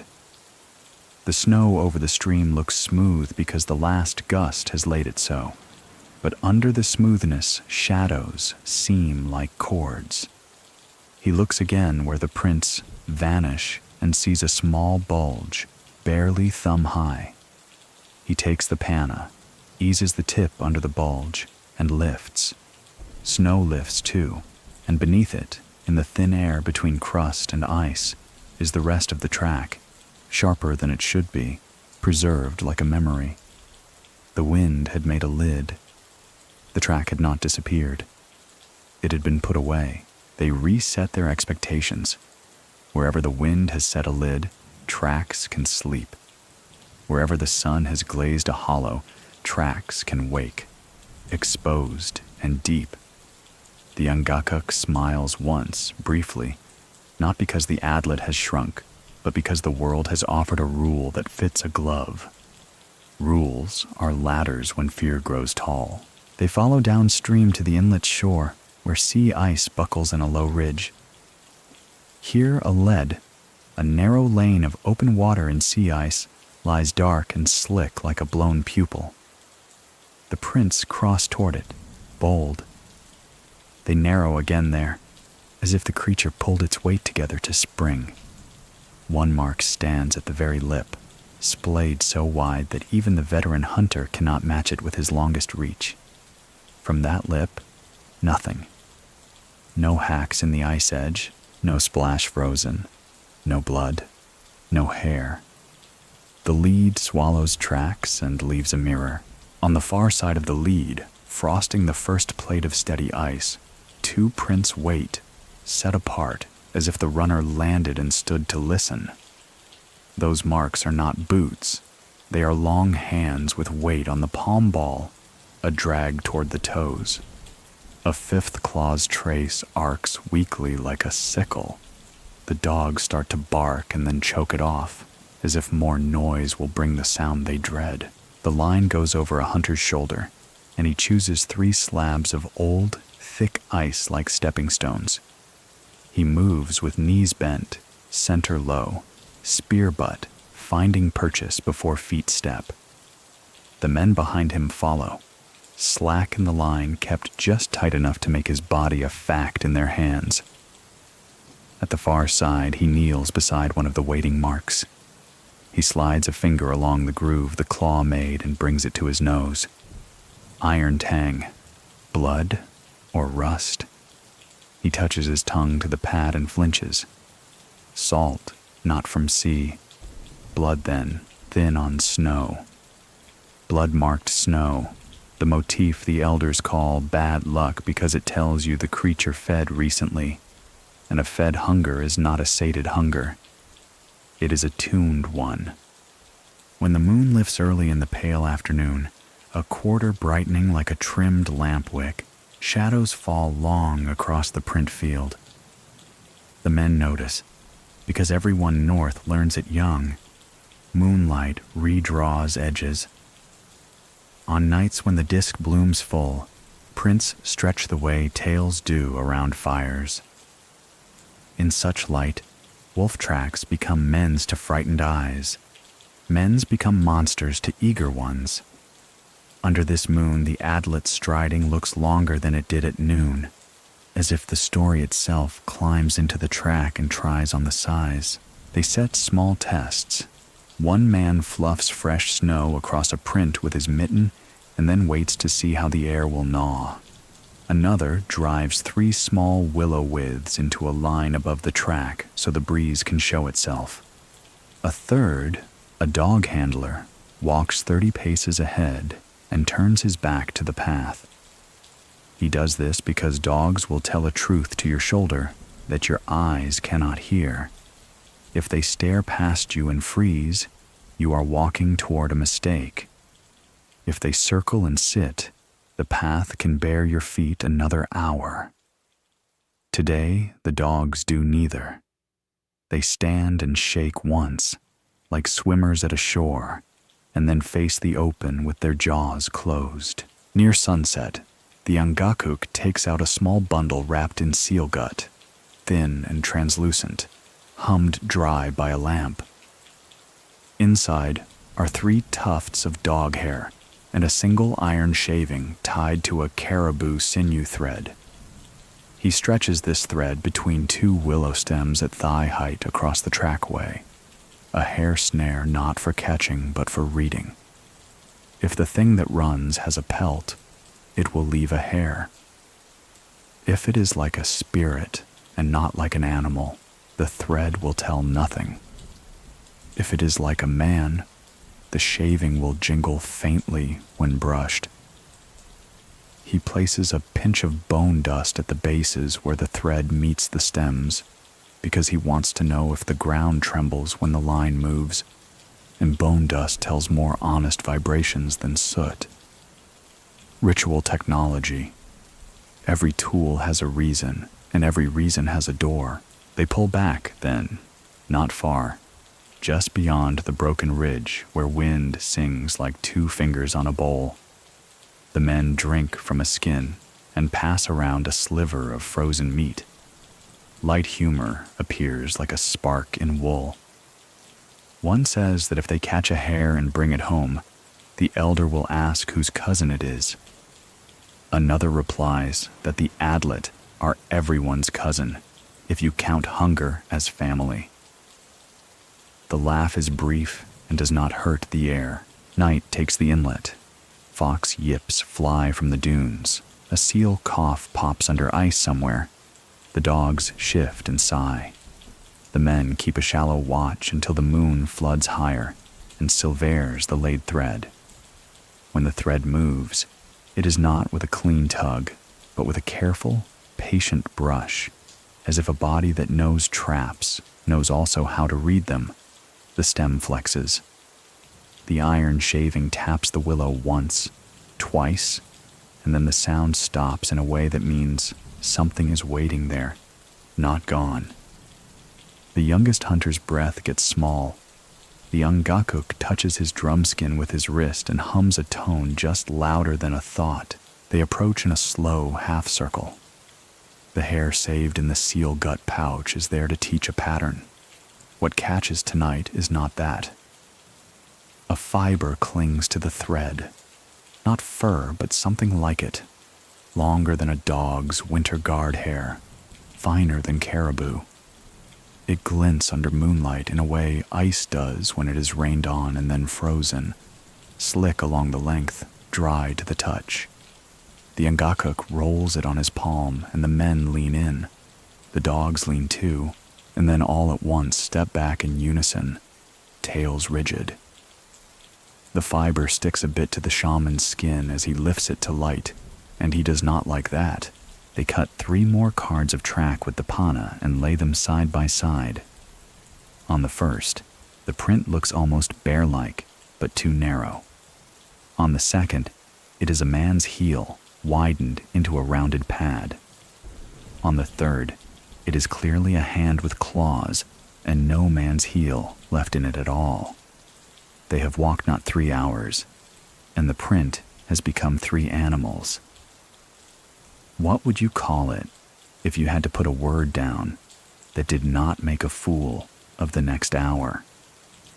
At what point does a track stop being a promise and become a trap? When wind lulls, the inlet quiets enough for history to be heard. Far to the southwest in the year 1611, mutineers set Henry Hudson, after whom the bay and the strait take their names, adrift in a small boat with his son and a handful of men. The boat vanishes into a world of water and ice. None return. It is a big fact, written in hands that like to write. But on these shores, another kind of line is kept. Sailors in later decades step onto winter ice, cursed cold that gnaws their toes, and then sea prints that do not fit their books. They walk back to their ships in a hurry and write strange footfalls in margins the masters never read. Between a king's charter and a snowfield scrawl, communities carry what they need. This print here, this hair under a moon, this dog who will not go forward. Before dawn, the thread trembles once more, slowly, deliberately. A faint sound, like a fingernail on a hide drum, comes from the ridge beyond. The men creep to the edge and look down into a low corridor where spindrift moves like smoke. There, laid neatly as if to be found, a small mitten sits, fur up, palm down. It is a child's. Inside the mitten are 2 pebbles and a thin nail hammered flat like a coin. The nail is iron. The pebbles are from the beach east of the settlement, where children play in the rare, easy weather. The line through the men tightens, as if the thread were around their chests now. No one speaks until the Angakuk says that items can be placed both to lure and to warn. It may be a bait to draw them onto thin ice. It may be something taken then left as a teaching. Or it may be a child's mitten lost weeks ago by a human hand and placed here by wind. He will not choose until he must. They take the mitten because there are rules about children, and put the iron coin into a small pouch at the Angakuk's neck. By day they range another mile along the shore. Fresh wind scours the field, and the prints show new games. Sometimes a track doubles back on itself so sharply it looks like the runner hopped into his own shadow and vanished. Sometimes it goes under a drift and emerges 5 paces to the left, as if the creature can step between layers of snow the way fish swim between layers of water. Once the men see a line of boot prints that becomes a line of human handprints, palm down, fingers spread. It happens slowly enough to be counted. Boot, boot, longer boot, then a flattening, then a scraping, then hand. The youngest hunter thinks of crawling children. He decides not to say that aloud. At the mouth of a small creek, the ice buckles to make a low, translucent bridge. Sunlight sifts through and carries a faint jade into the snow. Beneath it, a narrow tunnel is dark with frazzle, slushy, floating ice crystals in super-cooled water. The prints go up onto the bridge and pause in the very middle. The man on the line tests the first step with the butt of his spear, then lays his palm and listens to the singing tone travel. He remembers to breathe. He thinks to himself that even singing ends. Under the bridge, something moves. At first, it is only a shadow with an outline that does not hold. Then, it is a shape with a top and bottom, one move thin and the next full. Water licks under the ice in a quiet glugging that sounds like someone swallowing laughter and failing. The man on the bridge stills to keep the singing note a single chord. He leans and looks, and a white bloom spreads right beneath his boot, 5 radiating streaks and a palm oval, like frost flowers blown inward. He jerks back instinctively, arms out to keep balance. The bloom is a handprint against the underside of the ice. The palm is too broad for a person. The fingers go too far. The claw marks are not scratches so much as deepened channels where ice refroze thicker. The dogs explode into sound. The line hauls tight around the hunter's waist. The Angakuk presses his drum to the snow to stop every noise except the ones they need. In the instant of that pressed silence, the thing below slaps the ice again. 1, 2, 3 times, in a rhythm that is not animal, not quite. The first slap is a dare. The second is a count. The third is something like a promise. The bridge gives a breath, not a crack, not yet. A breath. The sound a chest makes when it decides to speak. The hunter does not breathe with it. If he breathes now, he thinks, it will open its mouth wide enough to answer. He thinks of the mitten. He thinks of the iron flat in the shaman's pouch, warm against skin. He thinks of the rule about never stepping on the first print you find. Under his boot, a shape gathers. Overhead, the moon slides behind thin cloud and the light flattens. The Angakuk pulls once on the line, not to yank, not to panic, but to tell the body on the bridge that the people behind him are still there, holding him into the world. And then the ice beneath him swells up like a lid being raised from under a pot. Something is rising. The hunter lifts his foot to run, and with that lift, the world chooses its weight. The ice booms like a drum you strike when you know it will break. He does not run. He cannot. The hand beneath the ice presses harder, and the ice answers back. The sound of the ice booming rolls down the inlet like thunder carried in a hollow pipe. Every hunter freezes in place, spears braced, eyes wide. The dogs thrash at their traces, yelping, then go silent, ears flat, bodies pulled tight as bowstrings. Silence afterward feels worse than the noise, as though the world itself is waiting for a decision. The hunter on the bridge does not breathe. His weight balances on one foot, the other hovering above the swelling ice where the vast handprint glows faint with trapped moonlight. A second bloom spreads beside the first, fingers too long, claws etched deep, the palm pressed flat to the underside. The ice flexes with each pulse, water coughing beneath like something trying to rise through its own grave. The Ungakuk presses his drum to the snow again and hums. Not a rhythm this time, only a tone, low, sustained, threaded with breath. It is meant to confuse. Sound travels faster through ice than air. The tone slides downward into the frozen sheet, disorienting whatever presses there. The other hunters catch the cue. One scatters bone dust across the surface, small pale grains that trickle into fissures and settle like eyes staring back.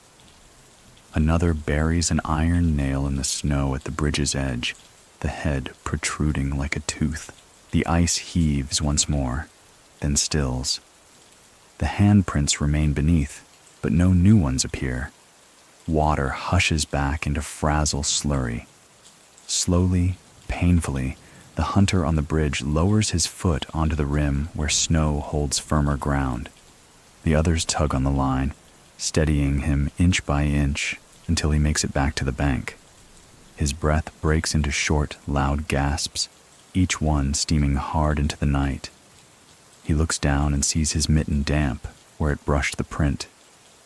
He wipes it quickly on his parka, as though that might erase the contact.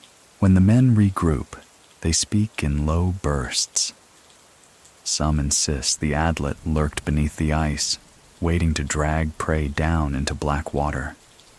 Others claim it only meant to taunt, to leave the memory of its presence stamped in frozen bloom. The Angakuk does not answer either way. He holds the drum in his lap and says only, "It listens when we follow." That night, they retreat, shaken. They build a small fire on the ridge and keep watch in shifts. Each man swears he hears steps in the dark, just beyond sight, circling. Yet every time they go to look, only snowfields stretch wide, empty as paper. Still, the unease grows. The Adlet are not only faster than men, but clever. They know how to turn pursuit into a game, how to leave signs where fear will grow deepest. When dawn comes pale and brittle, the prints remain on the far side of the lead. They appear fresh again, edges sharp, as though the night's wind has chosen not to erase them. Some take that as warning. The creature wants them seen. Others argue it is lure, pulling them farther from safety. Regardless, protocol demands they investigate. They begin to map the tracks systematically, as hunters once mapped polar bear trails. Each print is cut out with a panna knife in neat squares of snow and laid in sequence. Some grow longer, some shorter, some veer sharply, as though the Adlet leapt sideways. A troubling pattern emerges. Every third print is subtly misaligned, set just off the stride, like a second body shadowing the first. It suggests not one creature, but two. The Ngakuk orders more charms scattered. Iron slivers are buried at intervals, and soot is dusted in a ring around their watch point. A song begins among the women back at camp, low and rhythmic, carrying across the snow like the pulse of the sea. They sing not to lure, but to strengthen. For in Inuit tradition, a song can knit minds together when fear would fray them apart.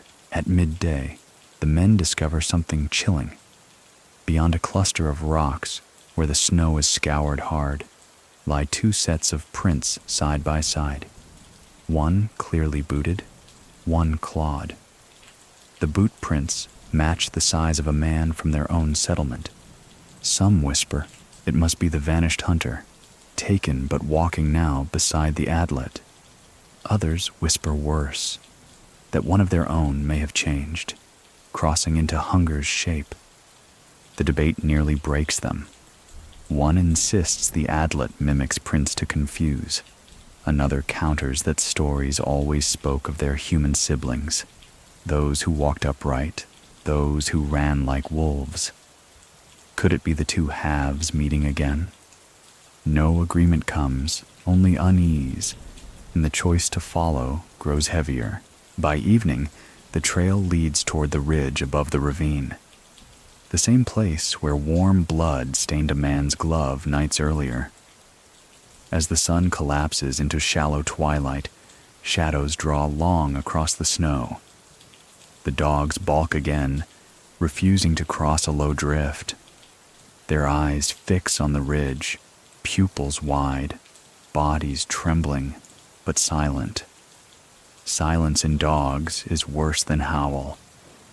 It means the thing they sense is close enough that noise would break the fragile barrier between watching and being seen.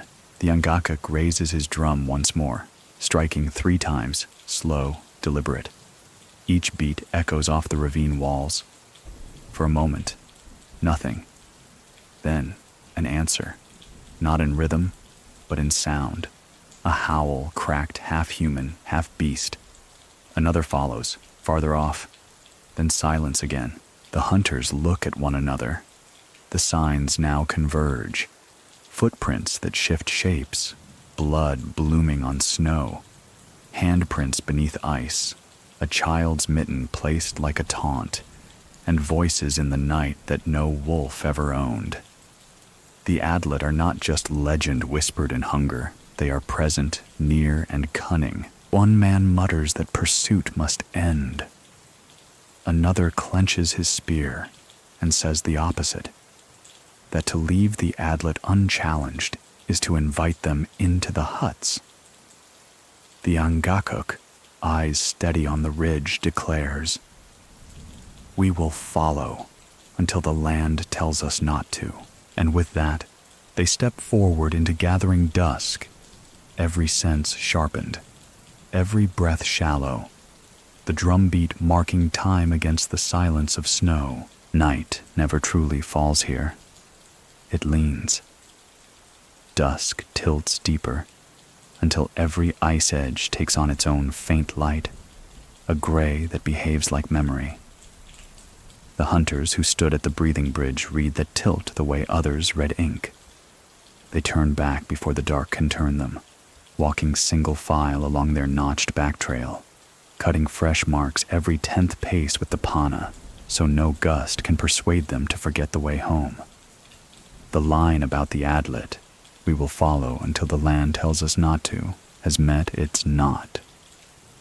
The breath under the ice was enough. Back at the settlement, lamps swell and narrow with each hand that trims their wicks. A quollic, A shallow, crescent stone lamp fueled by seal oil burned steady in the largest house, its flame like a tongue that knows both how to bless and how to warn. Word travels quickly, as it always does when dogs have barked in unison.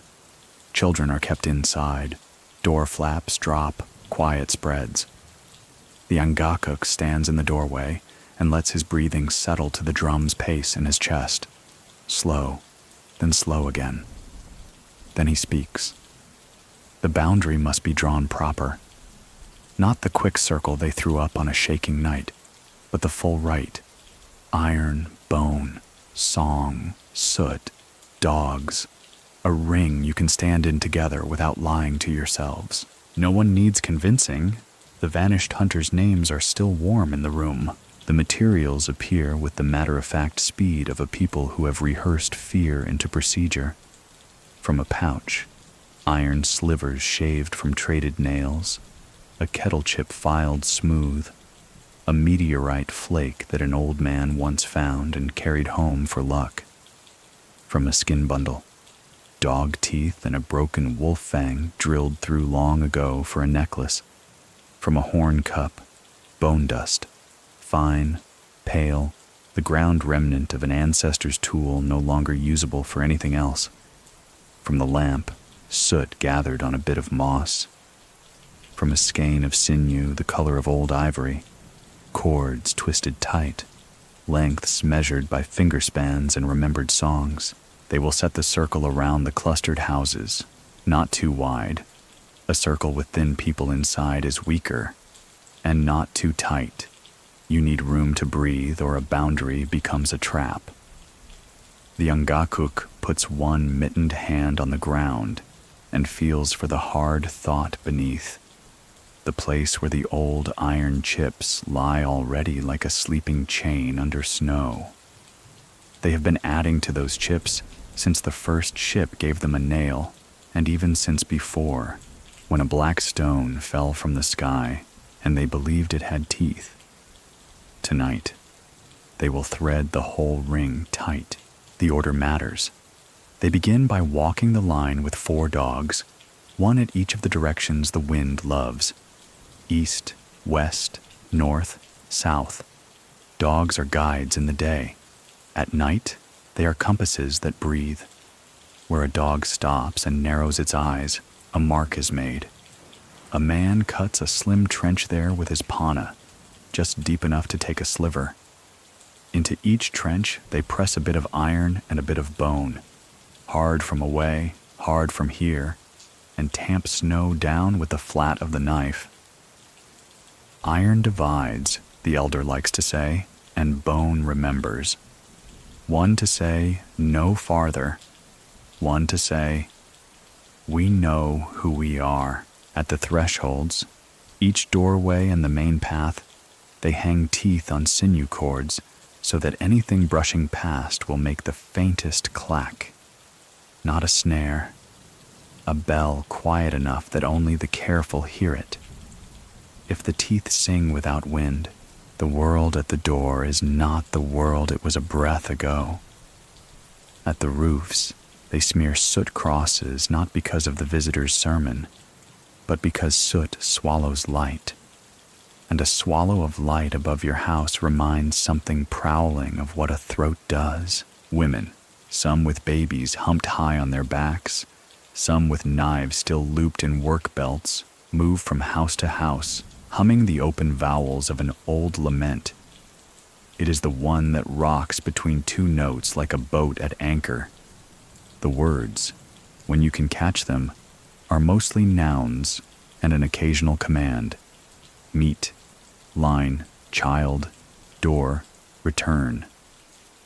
A line of children comes behind, solemn as officials, each carrying a willow twig to lay along the boundary. A boy whispers if the circle will keep grumbling grandfather's out too. His grandmother, without missing a beat, whispers back that the circle was invented to keep old men in, and a handful of breath-warmed laughter softens the air without breaking it. The Angakuk has the men lay a thin rope of snow all along the buried iron and bone, cut from drift with the pana, and turned like dough into a tube that marks the ring, then dusts that rope with lamp soot, so the wind has a visible voice. If the ring starts to fray, you see it in the soot first. You see where you need to stand thicker, where people must be added the way you add stones to a cairn when storms eat trails. He sets 4 little cairns too, Inuit, shoulders of stone that say, "Someone was here, and go this way," each built where the dogs looked longest. He pushes the little iron cross the visitor left back to true and plants it not as a surrender, but as an anchor point in the rope. One more thought in the same direction, then the compass. The drum is a measure of room, but tonight it is also a needle. He rests it on his knees and taps with a flat palm, and the head's low hum vibrates the snow just enough to tell where it thins under toe. Where the sound goes dull, the ground is heavy and certain. Where the sound comes back too bright and fast, there is a hollow, an old drift, a buried gap that a body like the one they followed could slide under. He asks 2 boys to fetch slabs of hard, wind-packed snow and lay them over those hollows, sealing gaps with their own weight and work. It is not magic. It is carpentry for a floor you cannot see. Every step is a kind of answer to a question the Adlet asked at the bridge. Can you be made to lean where you will fall? The circle says no. For now, while the ring is being set, news is being braided into sense. The hunters report the mitten with the iron coin and how the thread trembled, not with a clean tug, but a stroking meant to read. An elder nods once and says the old stories, the quiet ones told when children pretend to sleep, have that motion in them. The Adlet are not fools. They were born in a house and learned doors before they learned snow. They tested the thread to learn who set it. Knowing the hand is as valuable as knowing the snare. Someone asks if the child whose mitten was found should be watched for omens. There is always that fear when an object leaves your hand and returns with a stranger's attention on it. The mother in question stands up straight and says the child will sleep with a dog at her feet tonight and wear the iron coin around her neck tomorrow. Practical is not dismissal. It is a shield you can actually carry. The drum goes from beat to breath. It is near midnight when the last sliver is buried. Above the houses, the sky shows a pale twist of aurora, like a whip viewed from miles away. Cold sharpens until air feels granular in the throat. The Angakuk calls everyone in, then sends them out again in an ordered wave. First the elders, then women with infants, then the dogs, then the men, then the children, in pairs, hand to hand, then finally he himself. They step over the ring as if it were a stream. Inside, they stand in 3 concentric circles. The dogs take the outer ring, spaced at the directions, their lines loose so they can lie down if they wish or stand if they must. The rite has 3 parts and a reason for each. Naming, feeding, binding. Naming. Modern ears might think saying a thing's name gives it power. Here you name to place a shape into a commons, so you're not fighting a blur. The Angakuk does not say Adlet into the dark to summon it. He says it to agree together about what they are guarding against. He recounts, only once, the origin, the daughter who warmed her wrist with a dog's breath, the father who cut love to measure with hunger's knife, the children who ran wider than any map. After this night, he won't repeat the origin more than a whisper. Repetition can turn a story into bait. But tonight, the ring needs a noun, feeding. Not to feed the Adlet, no. To feed the line. People move bowls along the inner circle. Bits of fat, a spoon of broth. A flake of the fat is tipped onto the snow at each of the 4 dog stations. and the dogs are told, by name, that this is theirs when the drum stops. The message, in a language dogs read in breath, is that the things inside the ring are provided for. Hunger outside may knock, hunger inside knows patience. It is astonishing how often dogs understand a sentence with meat in it, binding. The Angakuk lifts his drum and finally beats, not to make a storm, but to stitch. His left hand damps the edge to a purring growth. The right finds a triplet the women can sit their hum on. Into that hum, the men put a second tone, the deep call you make on a seal flow, so the animal will surface thinking it heard a cousin. The children are given the task of dropping one bone dust pinch apiece onto the soot rope around the circle. It gives them a job that is work and not terror. As dust touches soot, the line darkens slightly. If something crosses, new patterns will show. What would you have done? Set spears at the ravine and wait for a skin you might never see? Or teach 100 small hands to make a line the size of their village and trust a made thing to do work while you sleep? It is not a trick question. It is the arrangement of a life. The drum shifts and the words with it. The Angakuk speaks to the Inuit around them as a man speaks to neighbors who can never be seen together at once. The ices, the winds, the seals, the dogs, the dead hunters, if he is listening from wherever his line reached. He asks no favors and offers no bargains. He simply names what is human and draws wealth tight around it. A list of children's names, the number of kettles left, the weight of meat, the measure of lamp oil, the count of dogs, the tally of spears. He says aloud what the circle is protecting so that the circle will know its work. A fact sidles in here like a cold tongue against a wrist. This is the 17th century, deep in what later scholars will call the Little Ice Age. Decades when sea ice shoulders farther down, when winters show longer teeth. No one in this ring uses that name. They simply read the way weather keeps behaving and adjust. Ice that holds one year may heave the next. Open water that used to breathe in a certain place may sleep all winter. The creed of ritual is not to demand weather. Be reasonable. It is to put something reasonable under your feet where weather won't. Midway through the rite, the wind finds a seam and tries it. On the ring, the soot flurries just so, smudging outward at the north notch. A dog there lifts its head and quivers from nose to tail, not growling, not barking, just letting its body become a string that says, "Do not tighten me more." 3 men move quietly to that notch and stand shoulder to shoulder. The Angakuk lowers the drum tone, and the women pitch up a hair to lay a weave across the gap. The soot settles. The dog sneezes once, shakes, and lies down with its nose on its paws, not in surrender but in readiness.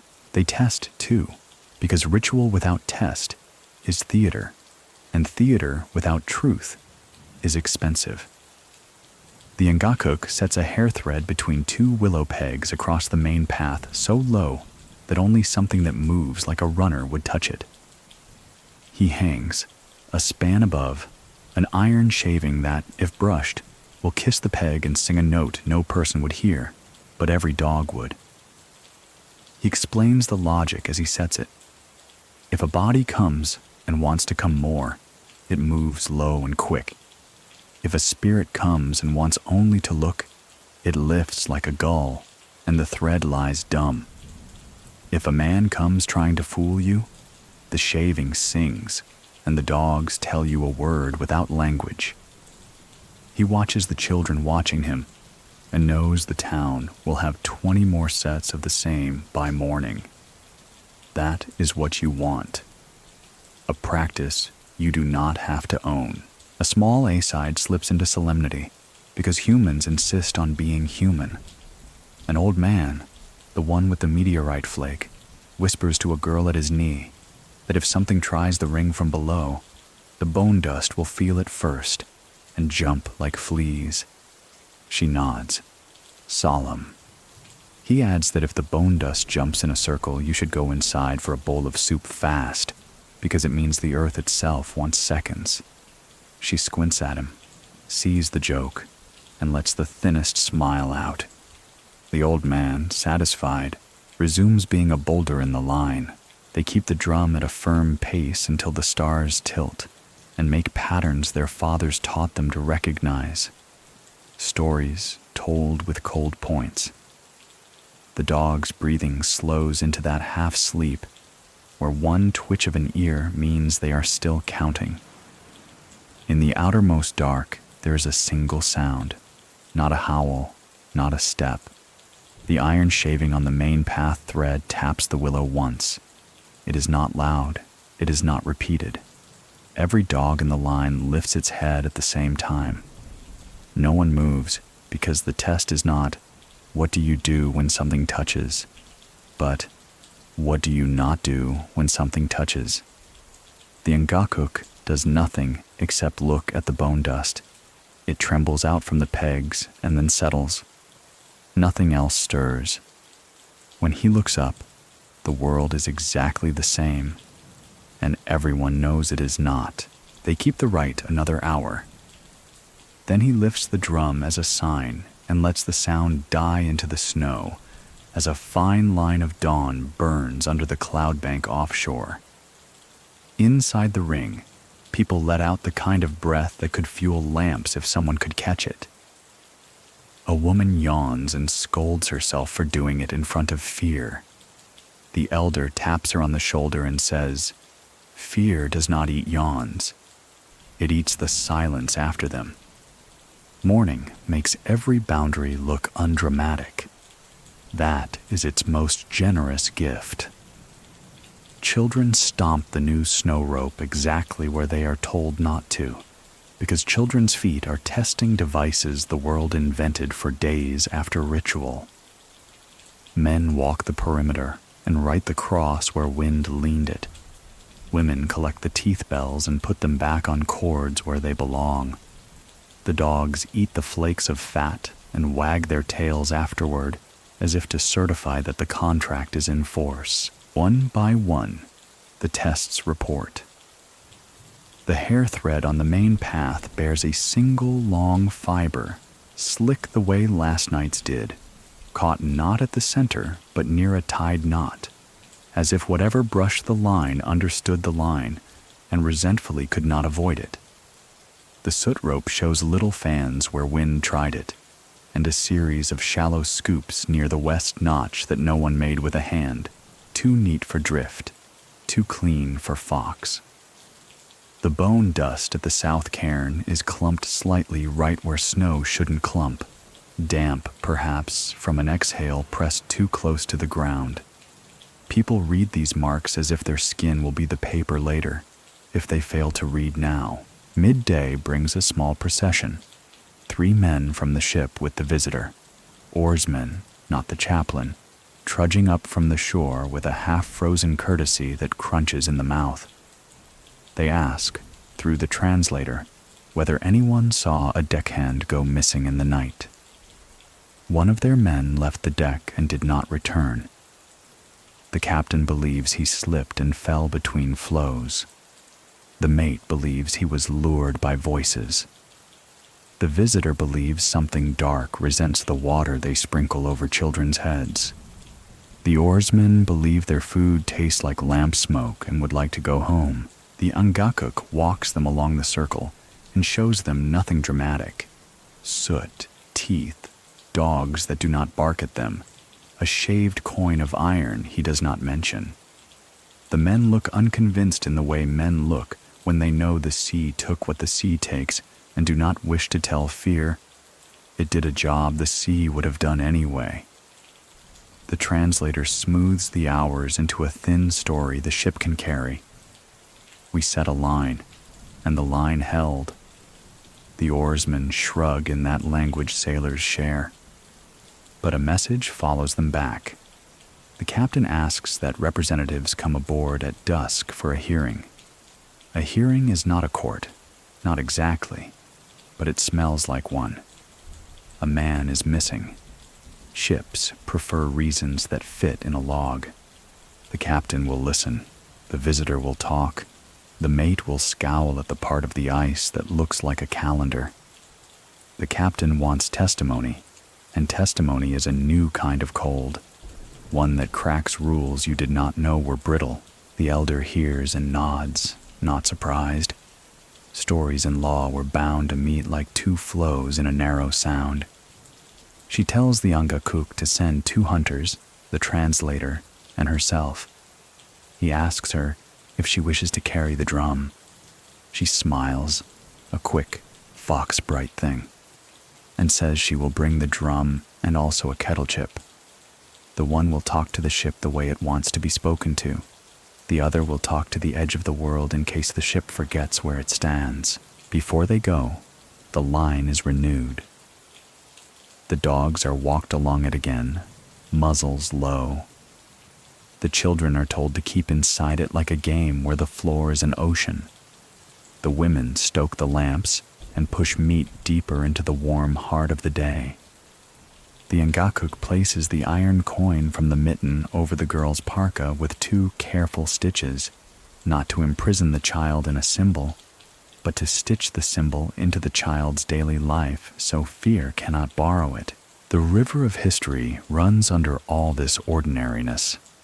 Out past the leads and the puzzle plate ice lies the long corridor men like Robert Bylot and William Baffin will trace in 1616, writing Baffin Bay on maps that will hang in rooms where snow is an idea. Those charts will give a name to water these people have called by the sound it makes under certain winds. Names come and go. Circles made in lamp soot grind into the ground and, for a while, hold. The day drains. The sky takes on the shallow purple that never quite becomes night. The ship's boat noses the edge, the oarsmen burying blades and leaning without complaint. The elder, the 2 hunters, and the translator step aboard. On deck, lanterns swing in wind that smells of tar and rope and remote orchards on ship's coats. The visitor folds his hands over his book. The captain stands stiff as a mast.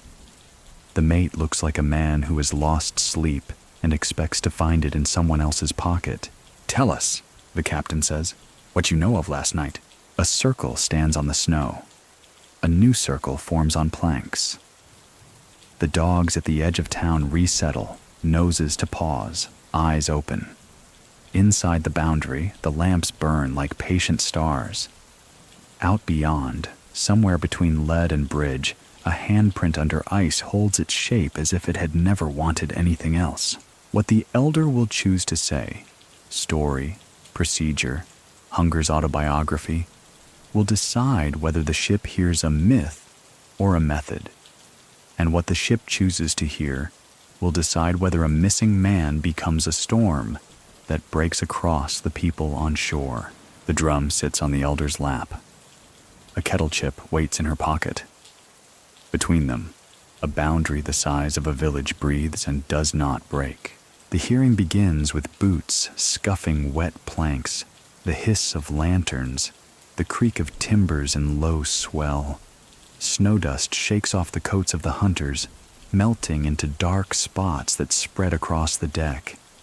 The elder sits carefully on a coil of rope, drum on her lap, kettle chip hidden in her parka's fold. The translator hovers close, nervous, knowing every word may turn double in the mouths of those listening. The captain clears his throat. He's a tall man, face lined with salt wind, eyes gray as the strait he sails. "One of mine is missing," he says, vanished between watch and dawn. "Was it ice? Was it drink? Was it one of your spirits?" The last word is edged, though polite. The Jesuit visitor seizes the pause. He rises, cross gleaming on his chest, and declares, "It is the devil. The people you call Adlet are his agents. They lead men away with false prints. They tear flesh in the night. This must be named and stamped out." His voice rings with certainty that dares anyone to disagree. The Ungakuk's drum hums faint under the elder's palm, a vibration only those close can hear. She does not rise. Instead, she answers seated, as though no force in the world can hurry her. "The man heard a call," she says through the translator. "Perhaps of ice, perhaps of wind, perhaps of hunger. The Adlet run near when men walk alone. That is what we know." The mate snarls. Stories. Convenient to lay blame on phantoms when a seaman stumbles off drunk. The captain silences him with a glance, but the doubt lingers in the air, thick as lamp smoke. The translator chooses words with care. He explains the circle drawn, the iron slivers buried, the dogs that marked silence at the same hour the sailor went missing. He tells of the mitten found, the clawed handprints under ice. Each detail sits between explanation and accusation. The visitor interrupts again. "Demons! You coddle them with charms and drums when only the cross can bind them. Every story you tell is proof of collusion, not protection." His hand jabs toward the elder, the motion sharp enough to make the hunters tense, knuckles whitening on their spears. The elder simply lifts the kettle chip from her pocket and holds it up, glinting dull in lantern light. "Iron," she says. "From you, from trade, from far-off fires. We placed it in the ground. We live still." The words, plain, rebuke both accusation and arrogance. For a moment even the visitor falters. The captain rubs his jaw. He has seen too many disappearances.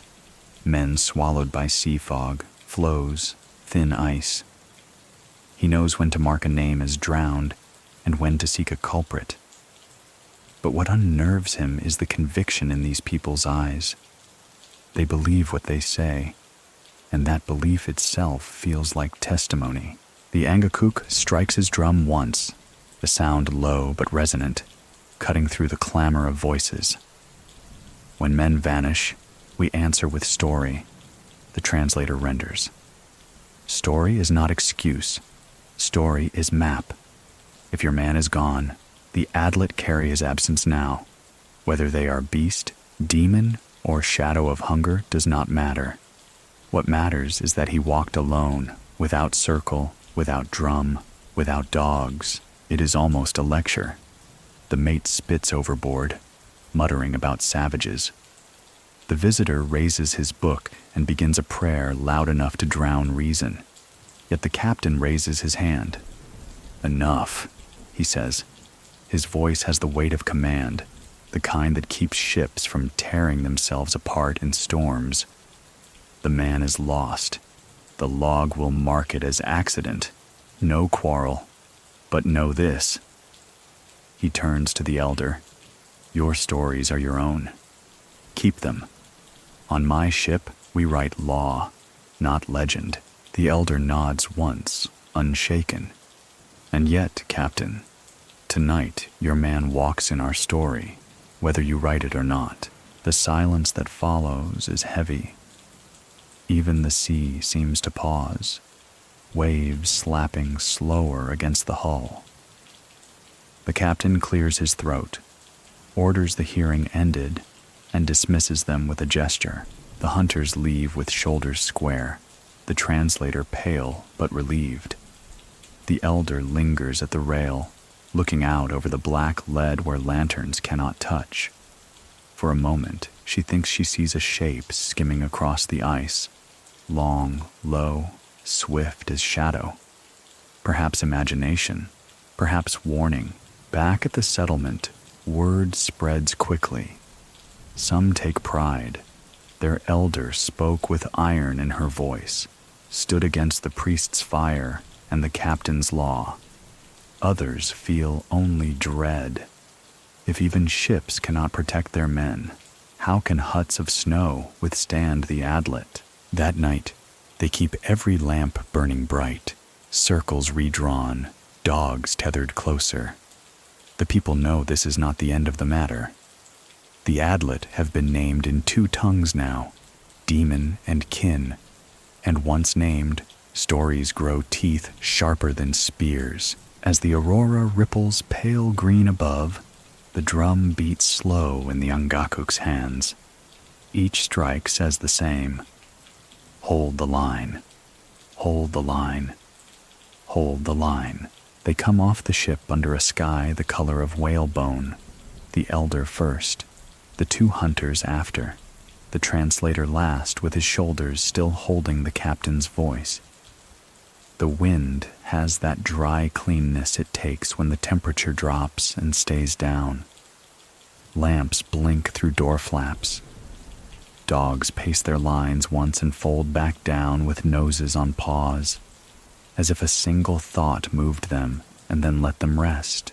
Inside the largest house, the settlement exhales in one long chord. The Ngakuk sits, drum resting on his knees like a bowl turned upside down to keep a loaf warm. The elder does not recount the hearing. No one needs repetition of a man who writes law on a plank. Instead, she says, "We set a ring because a ring has held before. Remember the first time our people wrote its shape on snow with iron and bone and song, when the year of the ice was 1623, and the sound of men arguing faith on the bay was new. A hush gathers in the room, as it does when an old story turns into a record. For the case of 1623 is not only a tale told under lamp glow, it is a knot of dates and names and measures that anchor the Adlet to a winter you can find with your finger on a world's calendar. She begins, not at the beginning, but where bodies teach the lesson most clearly, with the dogs, the place, a camp at the mouth of a long fjord on the east of Baffin Island, a day's run north of the big inlet the English will name Cumberland Sound. The people will later learn to call the sheet of water out there Baffin Bay, because in 1616, the navigators William Baffin and Robert Bylot traced its edges and wrote those names where older names already lay. But in 1623, nobody in the houses near that fjord has seen those maps. The bay is a sky of ice and wind. Its name is its breath, the witness sign. Dogs lifting their heads at the same moment. It happens in the thin dusk of a late winter afternoon. 4 dogs are staked at the east edge of the houses. Their ears point north, then west, then settle in the angle that means a moving thing has stopped moving close by. Their bodies do not rise in alarm. They go still like strings drawn just short of sounding. A boy carrying a bundle of scraped skin stops too, because the dogs have stopped. He looks toward the low ridge that keeps the wind's first teeth off the camp and sees nothing. His mother steps into the doorway, reads the angle of ears, and says in a voice that doesn't waste itself, "Bring me iron." Not because iron is magical in the way the visitor thinks, names muttered, demons driven out, but because iron is strong and cold and stubborn, and a circle must borrow such qualities from whatever it can take in hand. Nails have been traded this winter from a Basque whaler working far south. A kettle has been patched and repatched, and finally hammered flat into chips. Those pieces become boundary teeth, pressed into shallow trenches cut with the panna. Bone dust is sifted over to memorize the lay of the ground. The Ngakuk, a man whose hair has only just taken to silver, beats his drum with his palm until the line hums like a length of taut gut.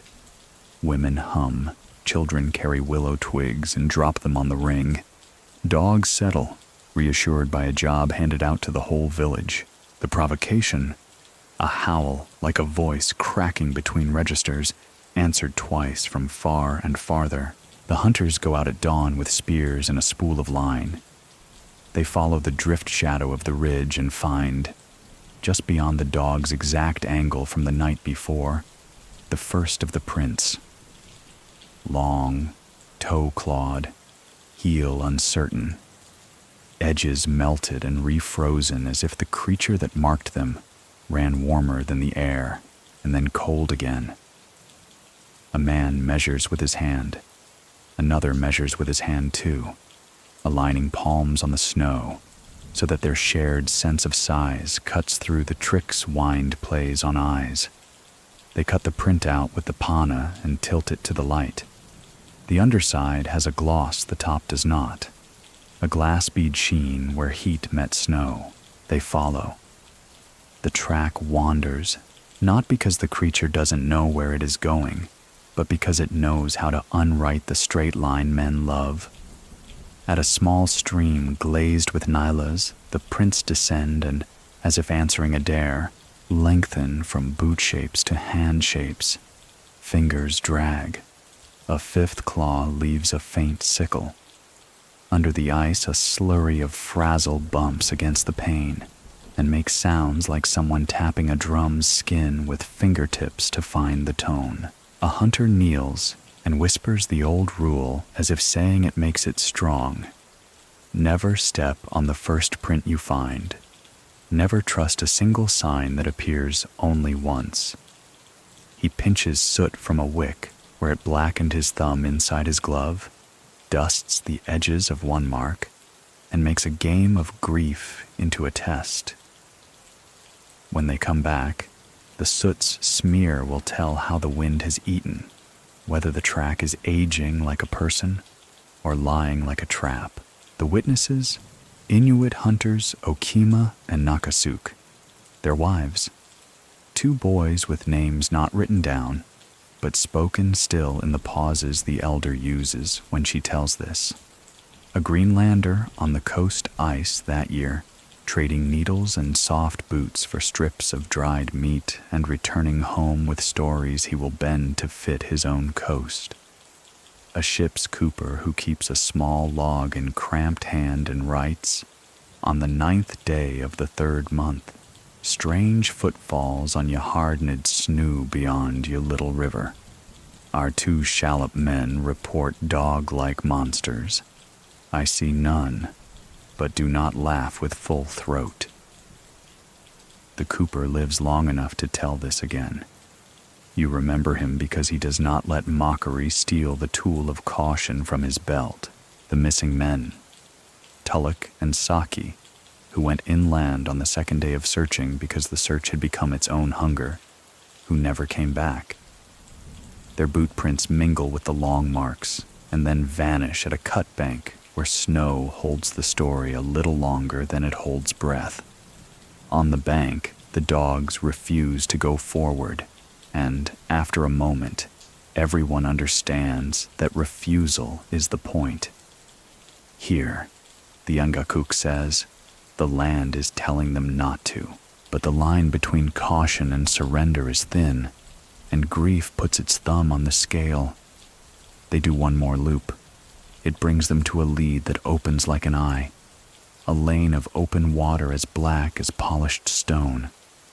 At the lip, they find an arrangement no wind would make, a strip of parka fur, a willow twig stuck upright in snow as clean as a stitch, 3 pebbles laid in a little triangle, and a small flat of hammered iron, the size of a coin, pressed into the surface like a seal. A child is the kind of person who would lay 3 pebbles like that. A fox cannot hammer iron. A man only a little afraid might place such a coin to buy luck. A creature like the one they follow could leave such a set to learn whether anyone wise will touch it. They take the iron and the fur, leave the pebbles, knock the twig flat with a mitten so nothing moves where it should not. They do not cross the lead.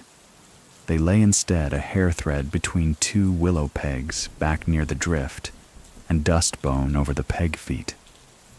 when the thread trembles and the bone dust flutters and settles in a pattern like breath making a circle, the dogs lift their heads without a sound. Whatever runs has come near enough to test the thing that tests it. Whoever hunted alone is now part of a conversation being had all around the village by feet on snow and eyes on doorways and hands on drum. The authority record. Word reaches the south on skin-sewn packets carried to a ship's ladder. Nothing like a contract, more like weather. In a year when the Danish captain Jens Munk has only recently learned, a world away and 3 winters before, that a ship can become a coffin, 1619 to 1620. He wintered near present-day Churchill, and of the 64 men he brought, only 3 lived to see a summer tide again. A hearing about 2 lost hunters and a sailor who walked off a deck in night should carry the weight of caution. A Jesuit hearing their account later in a mission house on a different shore writes a line in Latin that means, "Misbelief compels the natives to imagine monsters." He writes it as if he is tidying a shelf. But in this room, the shelf holds tools people reach for when ice booms underfoot. The elder lets that Latin line fall from her hand and reach its own floor. It does not break. It does not help either. The elder pauses and lets children breathe. The lamp makes its small lip sound. The Angakuk taps his drum once and lets the tone evaporate into the snow-chinked walls. Then the elder tells the part that gives the case its shape. The chase they did not make, and the right they did. They walk the ring again that night. The iron coin from the lead, hammered flat by some ship's man whose hand loved circles, goes on a thong round the little girl's neck, whose mitten the previous hunting party found elsewhere by another bay in another year. It is not the same child, not the same coin, not the same year, but the pattern is old enough to bind unrelated moments together and make them aim in the same direction. She sleeps with a dog's tail on her feet. Her mother hums a 2-note song, and the dog's breath slips into the song, making a third tone humans do not have throats for. They feed the line. A flake of fat at each dog station. A spoon of soup poured onto snow at each notch, because it is better to teach hunger to stand at the door and be answered than to let hunger prowl and claim the right to enter. You cannot starve a winter. You can tell it where to sit. They bind.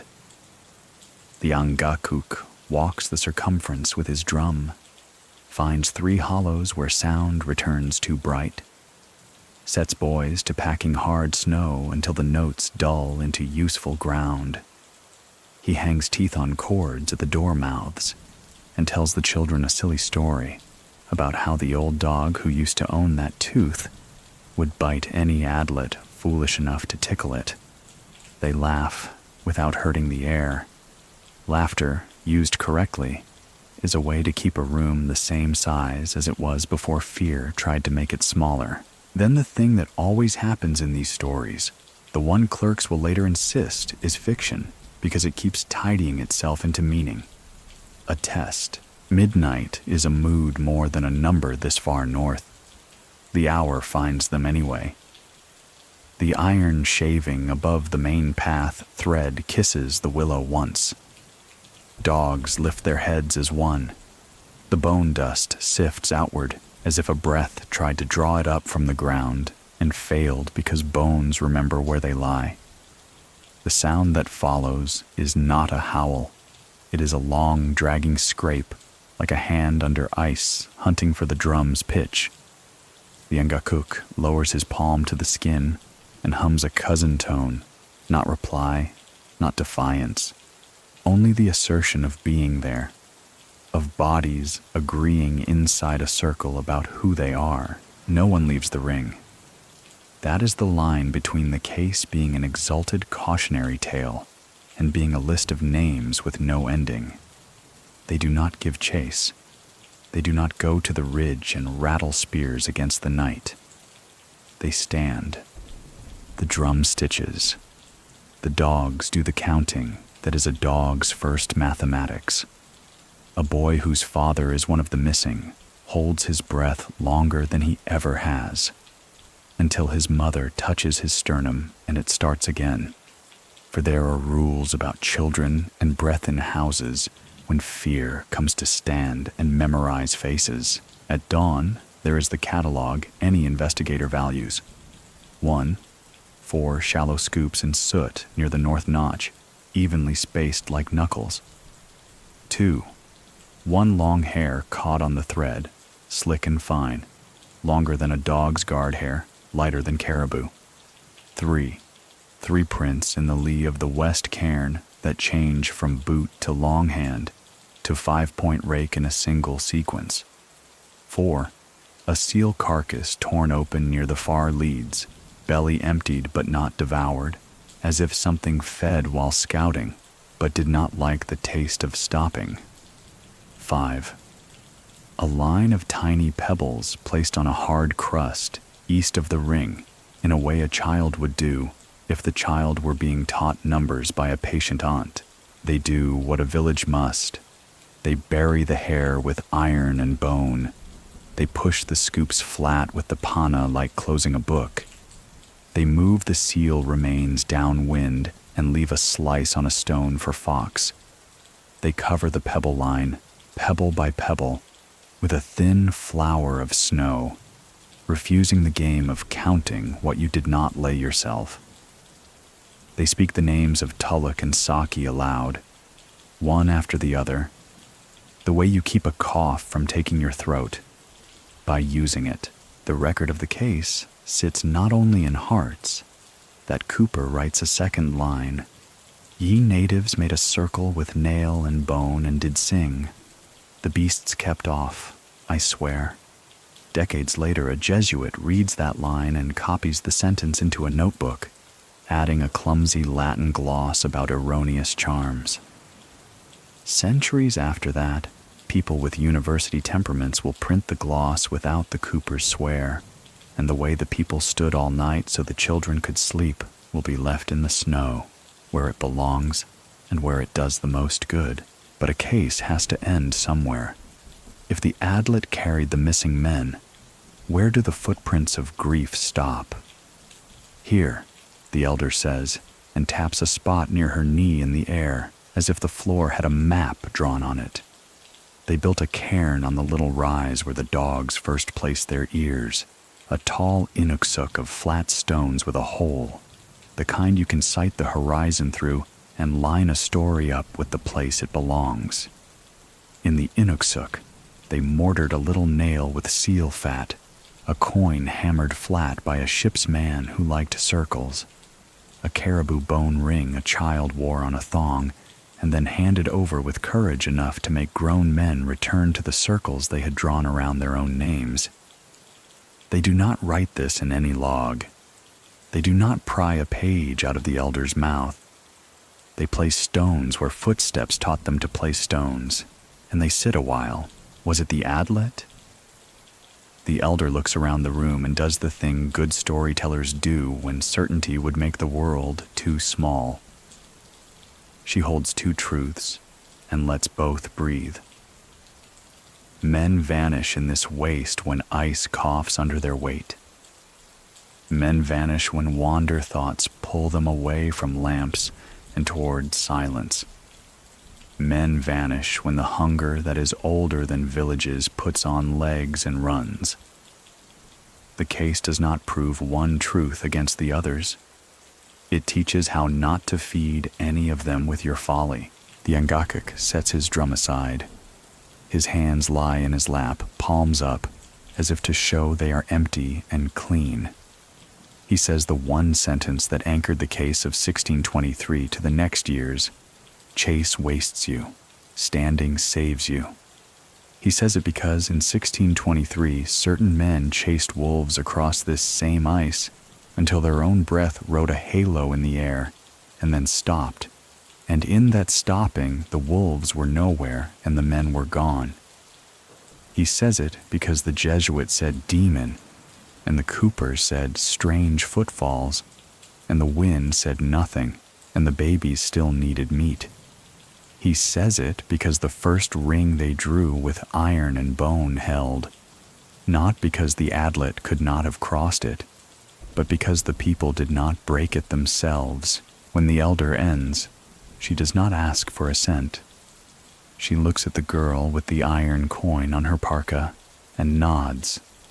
Tiny, because the coin has taken a place in the fabric and is no longer an object at all. She looks at the doorway and at the two hunters who came off the ship with her. And in their faces she sees the red-rimmed eyes of men who will be asked tomorrow to take a line and go to the ridge again. She sees the dog's ears lift in a little wave and settle. The record she has made sits now not only in words, but in muscles, and in the way hands will grip spear hafts and drum rims when the wind does that thing it does. That sounds like someone breathing behind you. What would you have done? With the lead open, the handprint blooming under the ice, the coin pressed into snow like a message, and two men not coming home? Would you have thrown your weight onto the singing bridge? Would you have opened your door and poured a spoon of soup outside so hunger would know your name and behave itself at your threshold? No one in the room answers out loud. They do not need to. The ring is there on the ground. Answering is a matter of walking where you are told and nowhere else. Toward evening, the sky clears, and the low sun lays bright iron across the field where the soot rope runs. On the ridge, the place the elder's voice drew on the floor of the house with invisible chalk, something glints once and is gone. It might be the face of a nail in an Inuit. It might be an eye looking back. It might be the last of the day climbing a stone and falling off the far side. Indifferent. They eat, and then they sleep, with the slow sleep earned by people who have held a place together for a night. Before she puts her head down, the elder walks to the eastern path and checks the little iron cross the visitor liked to lean. She pushes its foot deeper into the drift as if planting a plant in soil. She does not pray there. She talks to the snow under her breath in the language it understands. Measures, counts, names, the list of living things inside the circle tonight. The snow makes no answer a ship's man would hear. The circle breathes once and does not break, and in the silt of a lead a mile away, under new nylas nobody will step on for days. A handprint keeps its shape longer than you would think. The claws etched a little deeper where a rhythm met the pain and decided not to push again. The case ends there, in a place that holds marks better than a page. The case of 1623 becomes anchor, but anchors do not keep ice from moving. They only hold one point. Around it, the current continues, dragging the years forward. By the 1630s, the Adlet are not only whispered of in the dark, but carried into trade speech, into sermons, into the letters of sailors who want to impress families with the strangeness of the North. And inside the settlement, the stories bend again, this time around children, for omens are the shape of inheritance. The people say you can sometimes know from birth whether a child's life will walk near the Adlet's path.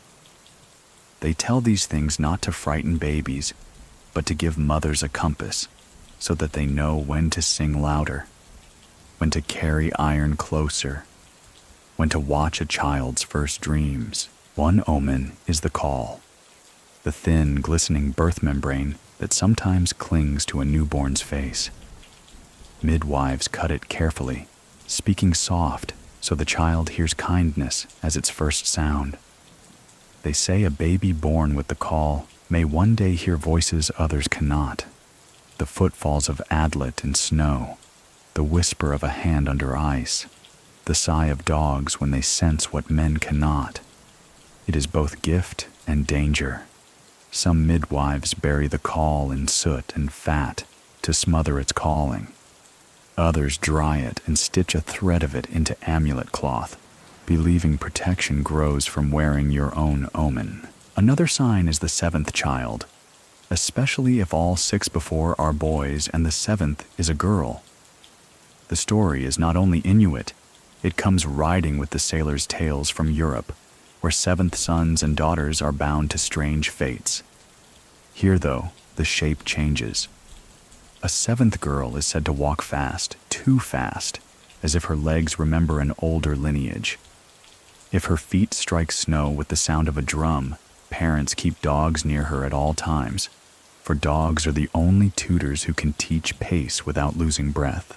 The people watch teeth too. A child whose first tooth pushes through upper gum instead of lower is marked as sharp-born. Sharp-borns are said to bite early and cry less, and though that sounds like strength, the elders warn it can mean the child's hunger runs ahead of its patience. They tell mothers to rub iron across the new tooth before giving milk, so appetite knows its place. Dogs themselves provide omens. When a litter comes and one pup has paws wider than its siblings, it is lifted and shown to the fire. If the pup howls before its eyes open, they say it is a cousin to the Adlet. Some communities drown such pups quickly, fearing they will grow restless and lead men astray. Others keep them, binding them with tighter leashes, hoping to learn from their noses. Every settlement has at least one story of a wide-pawed dog that refused to walk a trail where death waited. Weather is another cradle of signs.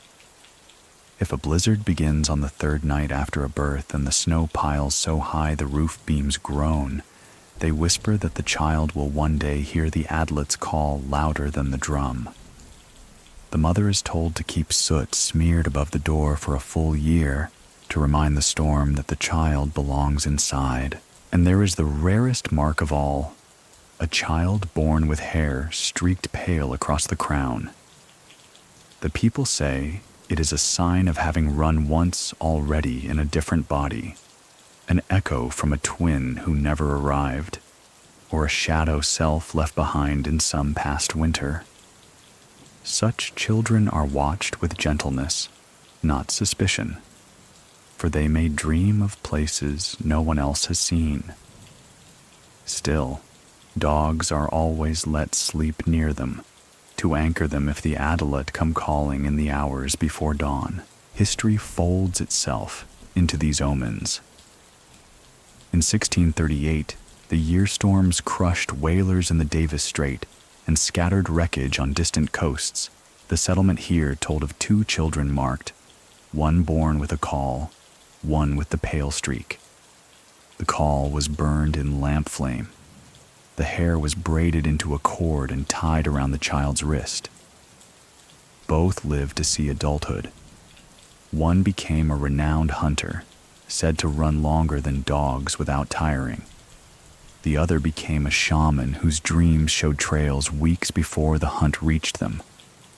Adlet children, the Jesuit wrote in his margin, dismissive, though he recorded the feats with care. The devil blesses them.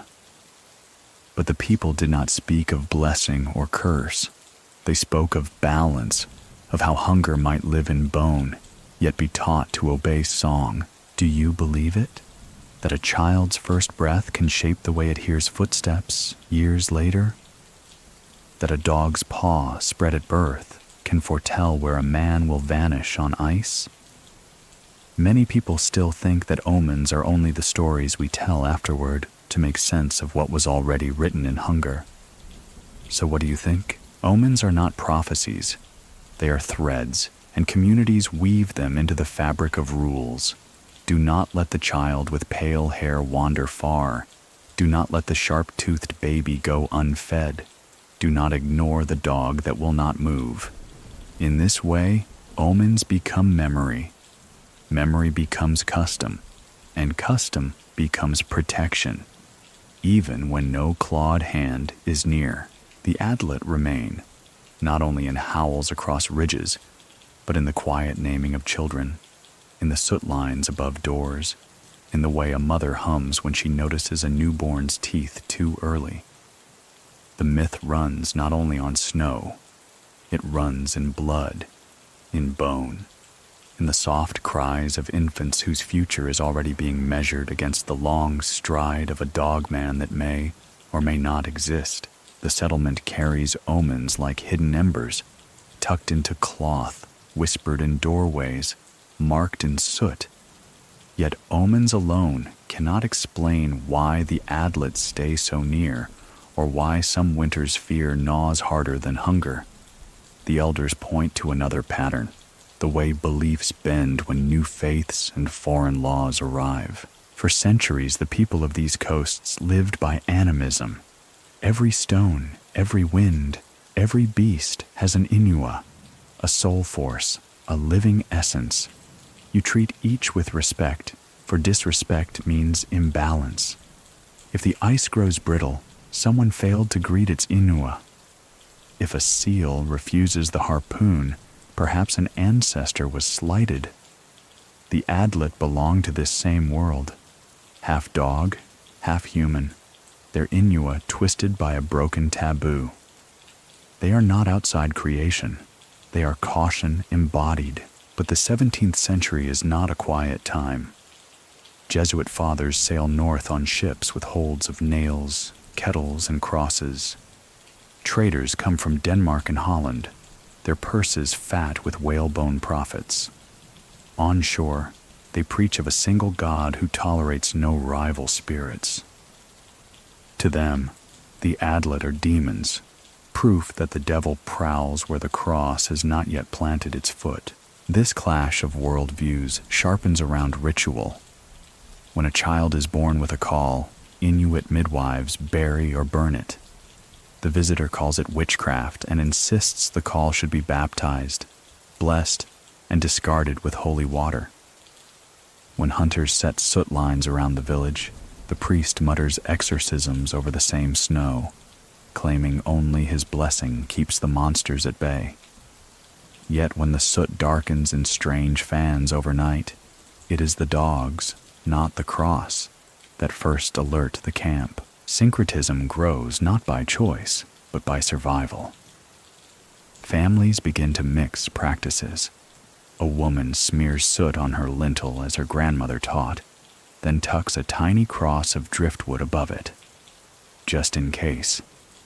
A shaman beats the drum to stitch a circle, while a trader whispers a Latin prayer under his breath, hoping one shield might double the other.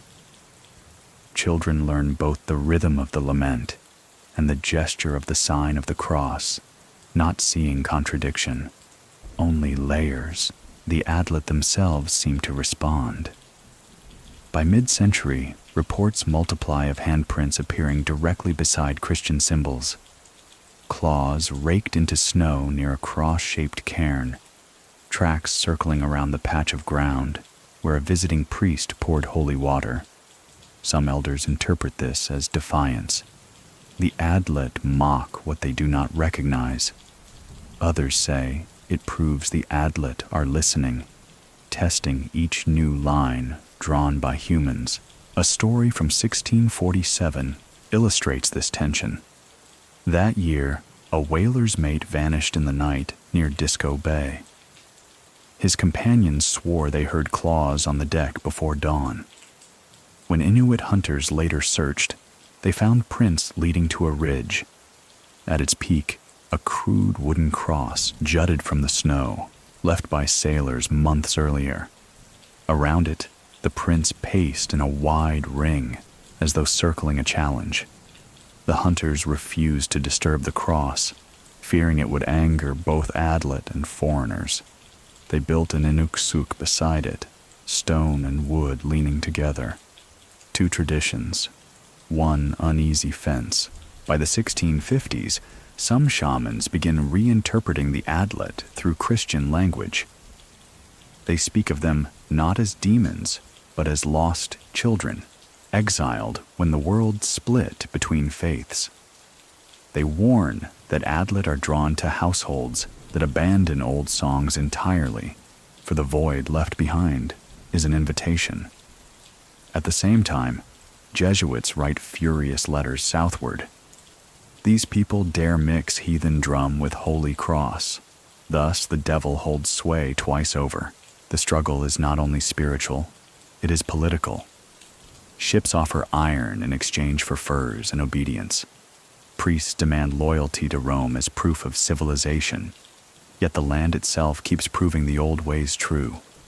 Dogs howl at nothing. Soot smudges in patterns. Hunters vanish, and handprints bloom under ice. Every time such a sign appears, the village strengthens the circle again, and so syncretism hardens into practice. A family may baptize a newborn, then still bury its umbilical cord in snow with charms. A hunter may carry a cross on his chest and a pouch of bone dust in his belt. The Adlet are never named demons to their faces. They remain cousins, feared but familiar, woven into custom no priest can erase. The myth survives by bending, not breaking. Where law insists on one truth, the people walk with two. The Adlet thrive in this tension. Half one thing, half another, mirrors of a community learning to straddle worlds. And in the echo of each step across ice, you can almost hear two languages speaking at once, the drumbeat and the prayer, the hum of the Inuit and the murmur of the cross. By mid-century, the Adlet are not only in omens and arguments, but in the daily practice of survival. The question is no longer if they exist. Few in the settlement doubt it now, but how to live when their hunger may brush close at any hour. Protection becomes both a craft and a liturgy, repeated until muscle remembers what fear might forget. Every household has its stock of apotropaics, objects or actions meant to turn danger aside. Some are ancient, some borrowed, some born of necessity in winters, when the dogs would not stop pacing. Iron. No substance is spoken of more, not because iron is sacred, but because it bites back. A nail hammered into the sill of a door is said to sting any Adlet who tries to cross. Chips from kettles are buried at thresholds, pressed into snow with mittened fists. A mother stitches an iron shaving into the hem of her child's parka, so the weight of it, tiny but unyielding, reminds the world that this child is claimed. Traders learn quickly that nails are more valuable than musket balls. Some even shape crosses from thin rods, though the people use them less as Christian signs and more as four-legged boundaries. Directions pinned to ground. Bone dust. Crushed from tools too worn to use, bone dust is scattered in circles around a dwelling. Its whiteness makes footprints visible. Its memory refuses to shift, even when wind tries to erase it. If the dust fans outward, people know something has exhaled there. If it gathers in a ring, something has tried to push in. Children are given the task of sprinkling dust because they delight in seeing their handfuls change the ground. It keeps them part of the defense rather than frozen in fear. Soot lines. Taken from lamp wicks, soot is smeared above doorways and along the base of walls. It is not just barrier, it is ink. When disturbed, it records what passed. Many mornings, families rise and check soot the way others check weather, searching for smudges, streaks, finger-like drags. Once in 1652, a family awoke to find claw patterns 3 feet above the door, higher than any child's hand, higher even than a man's reach. They tightened their circle, fed dogs extra, and no one left alone for days. Dogs. More than guards, dogs are instruments of divination. A tethered dog that growls is warning. A dog that falls silent is a louder warning still. Some are trained to lie at the threshold each night, their bodies barriers of breath. Others are tied at the four winds of the camp, their ears forming a compass. In 1661, after a run of vanishings, an Angakuk ordered dogs set at 12 points like a clock face around the village. That night, all 12 lifted heads at once, staring north. The people held their ground, singing, and by dawn the soot showed 4 smears leading away into the distance. The Adlet had circled, but not crossed. Songs and hums. Words alone do little, but rhythm holds.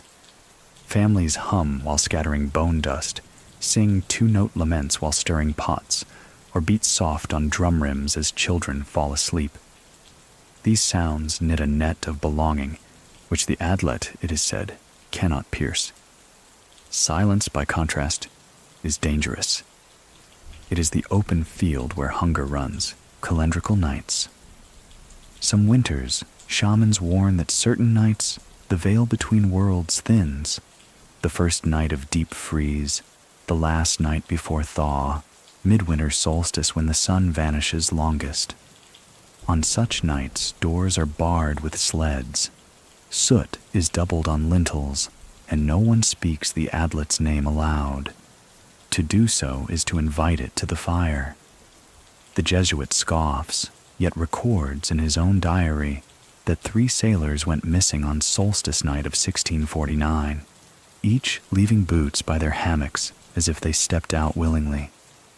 He does not write the word Adlet, but the space left between his lines seems to carry it anyway. The practice is spread beyond the Inuit themselves. By the 1660s, some sailors refused to sleep without a nail under their pillows. Others barter hard for soot, convinced that native ash keeps demons from dreams.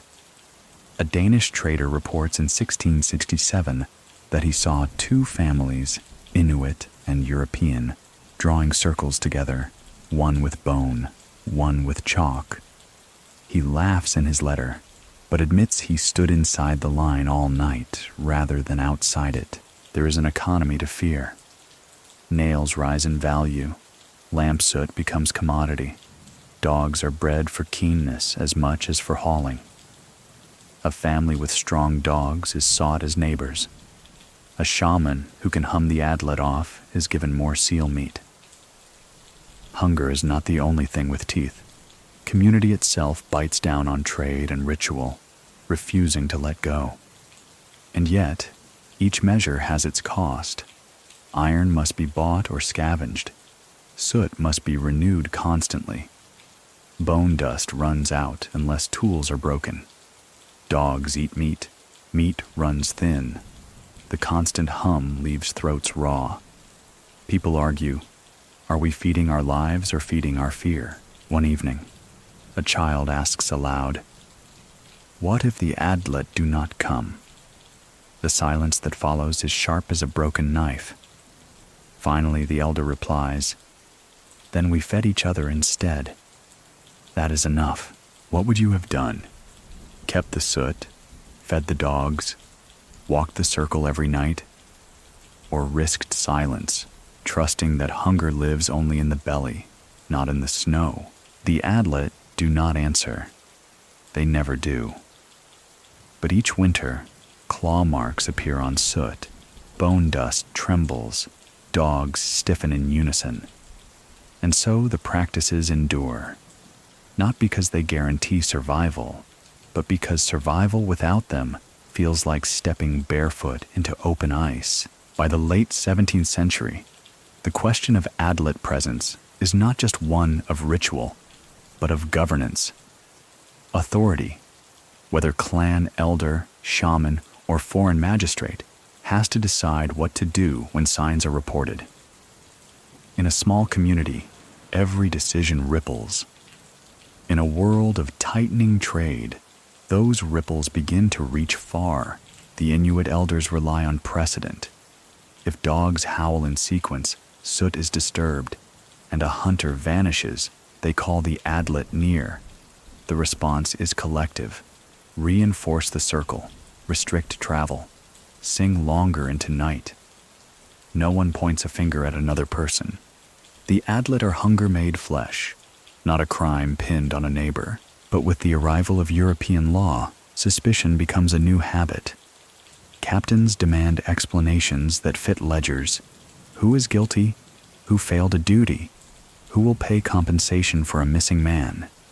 Priests demand confessions. Did anyone harbor demons, call the devil, refuse baptism? The language of communal fear shifts toward the language of individual blame. A flashpoint comes in 1673. A Danish ship anchored off what maps now call Upernavik loses a cooper in the night. His tools are found on deck, neatly stacked. Claw prints appear in frost across the planks. Inuit hunters on shore report having heard howls that same dawn. To them, the answer is clear. The Adlet circled the ship, lured the man, carried him off. But the captain convenes a hearing. He accuses a young Inuit guide of murder, insisting the prints were staged. The Jesuit agrees, declaring that the guide's family kept idols, and so must be guilty. The trial lasts 3 days. The guide swears innocence. His mother brings forward bone dust that showed strange fans outside their tent that night. Dogs are brought as witnesses, tethered near the ship. They stiffen and growl when the cooper's tools are laid on the deck. Yet none of this satisfies foreign law. Only testimony that can be written in ink counts, not soot patterns or canine silence. In the end, the captain relents, not from belief, but from pragmatism. He cannot afford to alienate hunters whose knowledge he needs. The boy is released, but the tension deepens. The Inuits see their truths dismissed, yet still necessary. The foreigners see demons where others see cousins. Inside the community, another clash simmers. Shamans versus baptized converts. A few families, persuaded or pressured, take the cross as their shield. They cease scattering soot, stop humming at thresholds, declare the drum an instrument of darkness. When an Adlet sign appears, bone dust stirred, handprints under ice, they insist only prayer will hold. But when dogs pace and vanishings follow, anger breaks. One shaman confronts a convert in 1681. "You left the line open." The convert answers, "You chained yourself to lies." Their quarrel nearly divides the camp until an elder intervenes, declaring that whichever way is chosen, the child at the center must never be left alone at night. It is a compromise born not of harmony, but necessity. Sailors write of these disputes with fascination. In one log from 1689, an English mate notes, "The natives hold strange trials with no judge, but the drum. They ask the spirits to beat the skin louder when the guilty speaks. I saw this once and swore the sound grew fierce when a woman admitted she failed to lay soot. They all forgave her and sang to mend the breach. Such is their law." His words, though half mocking, record a rare glimpse of community justice. Not punishment, but repair. Yet not all outcomes are gentle. In 1694, a young woman accused of secretly feeding an Adlet, leaving scraps of meat beyond the soot line, is driven from camp for a season. When she returns, her hair is white, though she is barely 20. She never denies the charge, but says quietly, "Sometimes hunger outside the line looks like a child." No one knows whether she meant she saw an Adlet face or only imagined one. Her story lingers, sharpened by its ambiguity, so authority becomes a shifting ground. Elders lean on memory, shamans on ritual, priests on scripture, captains on law. None can wholly displace the others. The Adlet exploit this fracture. Every trial, every vanished hunter, every disputed omen leaves cracks wider than claw marks. And yet, the settlement endures.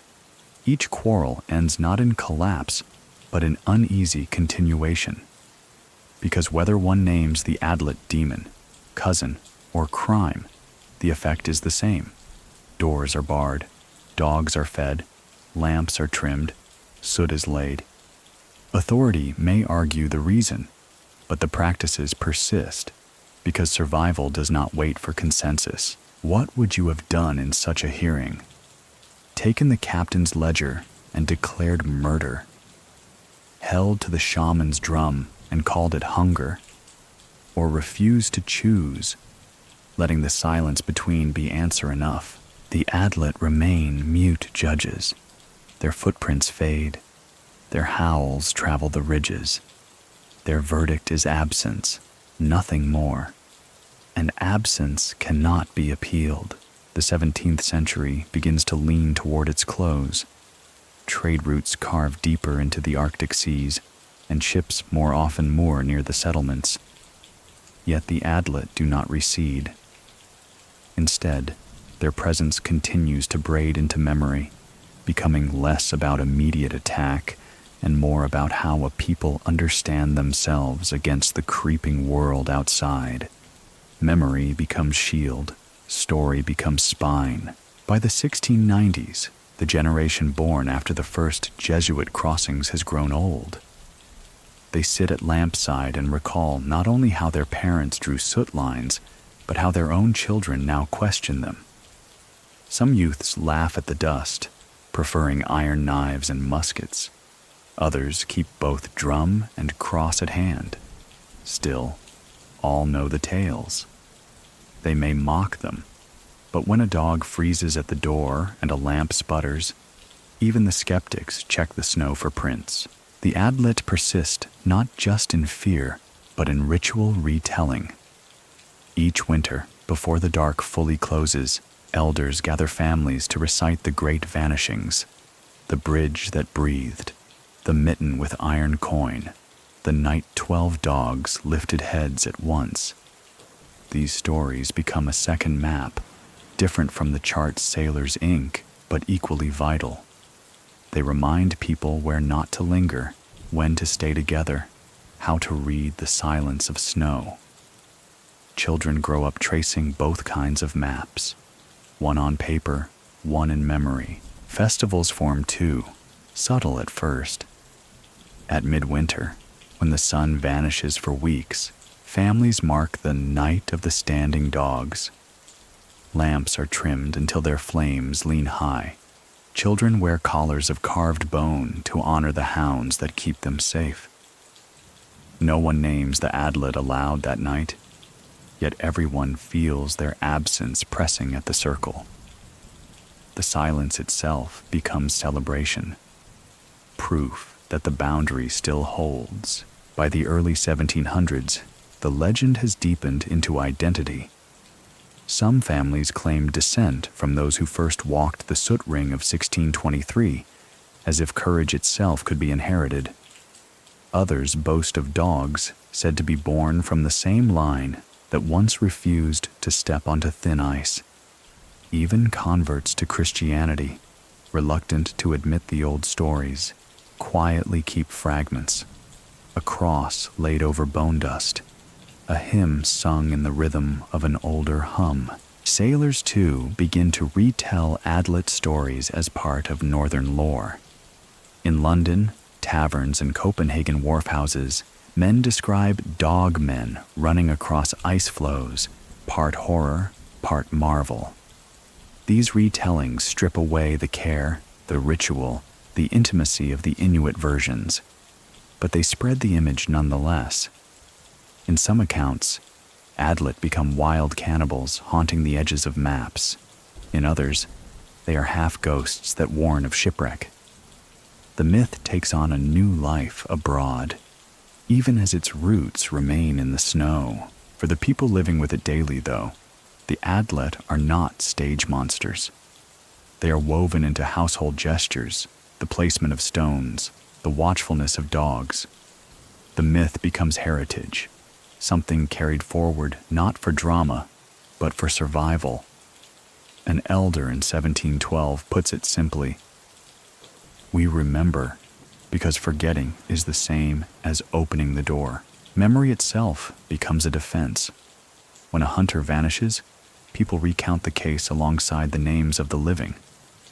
When a dog howls at midnight, they repeat the proverb, "Chase wastes you, standing saves you."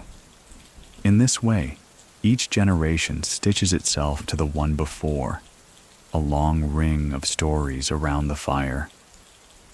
The Adlet's claws may mark the snow, but memory marks the mind more deeply. And so the legend endures, not only as a threat, but as a way to stay whole in a world tilting under new faiths, new trades, new dangers. The Adlet's shadow teaches people what to protect: children, dogs, lamplight, and the fragile cord that keeps a community intact. Even now, as ships begin to sketch borders on maps, the stories inside the circle run just as sharp. Because in the end, the Adlet are not only half-dogs running on the tundra, they are the shape memory takes when it refuses to die. The new century dawns with brass buttons, muskets, and ledgers, and yet the old shadows run alongside. If Section 12 marked the first summit with a documented case, this second crest belongs to confrontation, authority, faith, and ritual, colliding in one cold season when the Adlet became courtroom and council alike. It begins in 1721, the year Hans Egede, the apostle of Greenland, sails north with a mission to root out what he calls pagan belief. His sermons echo on the coast, promising salvation, damning drums. At the same time, famine gnaws.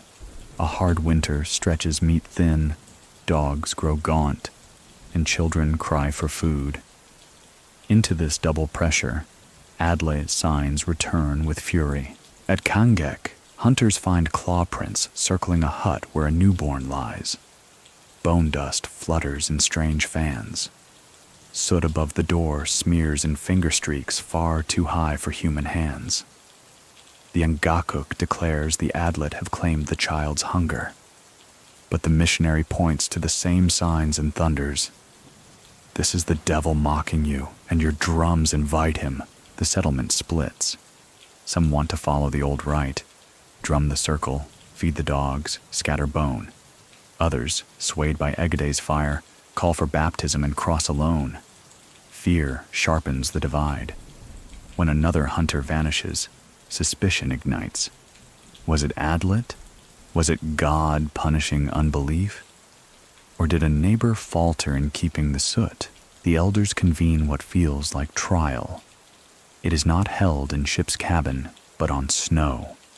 The whole community gathered beneath aurora that ripples like a veil half torn. 2 fires are lit, one beside the drum, one beneath the cross. People must choose where to stand. The division cuts families. A mother near the cross, her brother near the drum. The debate burns deep into night. The missionary calls the Adlet superstition, demanding obedience to one God.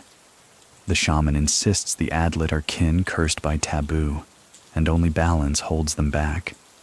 Voices rise. Dogs snarl, sensing tension sharper than claws. Children weep. For hours the camp seems ready to break apart. Then a sound interrupts, a howl, cracked and half-human, rolling across the ridge. Both fires tremble in the wind. Silence falls so heavy that even Egede stops speaking mid-prayer. Another howl answers from farther off, circling. The people freeze in the line of division. What they argued over is suddenly not theory. It is walking nearby. In that moment, instinct overtakes theology. Mothers grab children, hunters seize spears, the shaman beats the drum, even some who had denounced it before. The missionary lifts his cross, but he too steps backward into the circle of bodies forming tight. Two worldviews clash in words, but in fear they collapse into one. Survival. The howls fade, leaving only the hiss of snow. When dawn bleeds gray, the prints are there again, long clawed, circling both fires. The soot shows smears at two thresholds. Nothing was taken, yet the message is clear. The Adlet listened, waited, and withdrew, leaving division behind like a wound. From then on, the confrontation reshapes the settlement. Some cling tighter to the cross, others to the drum, but most keep both. Baptisms continue, yet soot lines are still drawn. Hymns are sung, but dogs remain at the four winds.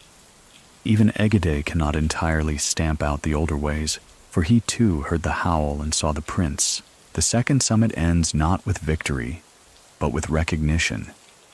The Adlet thrive where authority quarrels. They are not only hunger made flesh, but the embodiment of fractures within the community.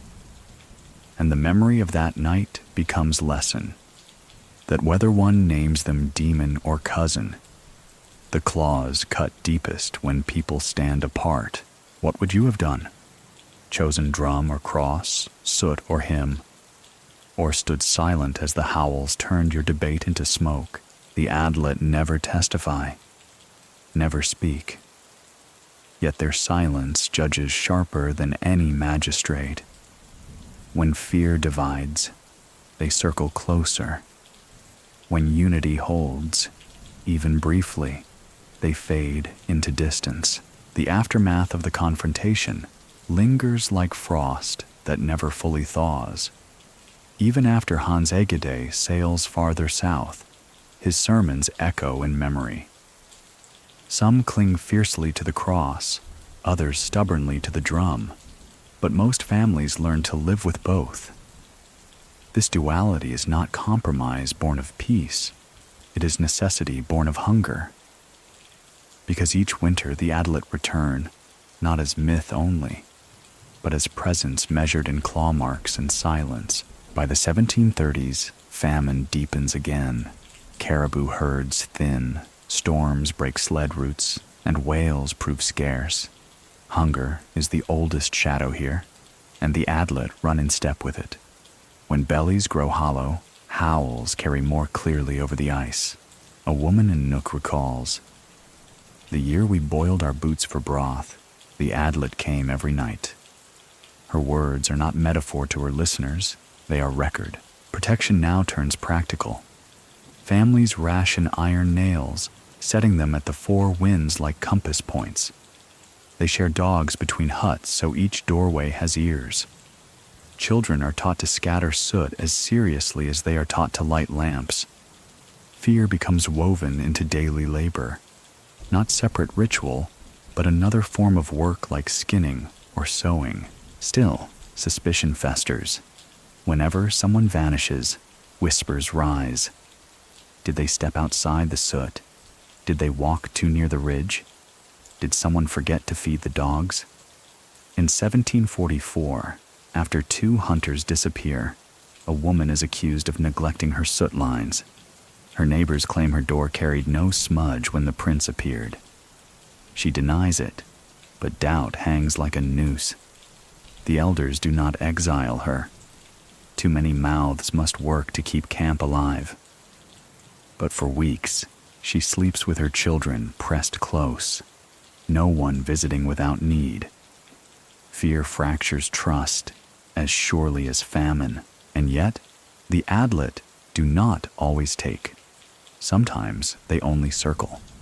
In 1752, the year storms cracked sea ice early. An entire camp reports claw prints pacing every hut, yet not a soul vanishes. The elders call it the testing year, proof that the Adlet do not only devour, but measure. They run to see who holds fast. Those who hum, feed dogs, and keep soot survive untouched. Those who neglect these gestures find bone dust disturbed outside their doors. Warnings etched, but no bodies taken. Foreign accounts continue too. Traders note phantom tracks alongside vanished crew. In 1761, a French explorer sketches long-clawed impressions in his log, marking them chiens sauvages monstrueux. His crew laughs, yet refuse to camp near the prints. Skeptics record, believers hum. Both react the same way. They avoid the ground marked. By now, the Adlet are less hunted than endured. No one sets out to kill them. Even sailors who fire muskets into the dark admit they never strike anything solid. The people know Adlet cannot be slain like wolf or bear. They are hunger itself given stride. You bar hunger, you soothe it, you endure it, but you do not pierce it with iron shot. This realization shapes law as much as ritual. When another trial threatens to divide the community in 1775, an elder ends the dispute with words remembered from the case of 1623. Chase wastes you, standing saves you. The people do not decide guilt. They reinforce the circle. The Jesuit present records this with disdain, but he admits afterward no one vanished that night, and so memory becomes the truest law. Each generation repeats the omens, the cases, the warnings. They speak the names of the lost aloud, so absence will not be confused with silence. They tell children, the Adlet are faster than you, so run only within the circle. These instructions hold weight beyond myth. They are survival strategy, binding stories into rules. By the dawn of the 19th century, the legend is no longer fringe. It is cultural marrow. To outsiders, it looks like superstition. To the people within, it is identity. Because every time famine whispers and dogs stiffen, the Adlet return to remind them. Forgetting the old lines is as dangerous as crossing the ice blind. The question hangs even now. Are the Adlet demons cousins, or only hunger's shadow? The community stops asking. They live as if all are true. For what matters is not definition, but survival. And survival is story stitched to bone. By the end of the 18th century, a new voice enters the conversation. Skepticism, sharpened by trade, by travel, by letters passed between ships and capitals. Rumor and reason begin to collide in earnest.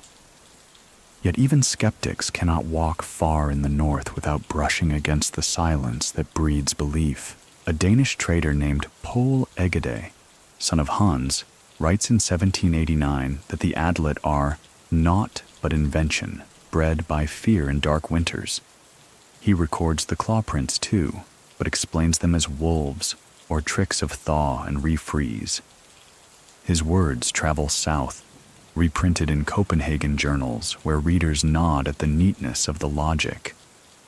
But back in Greenland, those who live the winters mutter, wolves do not leave hand marks under ice, and wolves do not howl like men. Travelogues of the time pick up the legend as curiosity. An English explorer describes dog-headed phantoms said to carry off children. A French naturalist sketches an Adlet like a mythic sphinx, placing it beside drawings of narwhals and muskox. To outsiders, the Adlet are no longer local guardians of taboo. They are spectacles, entertainment for parlors and salons. Among the Inuit, skepticism grows too, though it wears a different face. Young hunters, trained with muskets, laugh at soot lines. They claim the noise of powder keeps Adlet at bay. Elders scold them, warning that gunfire does not speak the same language as bone and drum. Yet when those hunters return unharmed from a week's journey, their laughter grows louder. It is only when one fails to return, his tracks vanishing mid-stride into an open lead, that laughter turns brittle. This is the paradox. Skepticism thrives in calm seasons, but each sign of Adlet renews belief. People dismiss the myth until dogs stiffen in silence.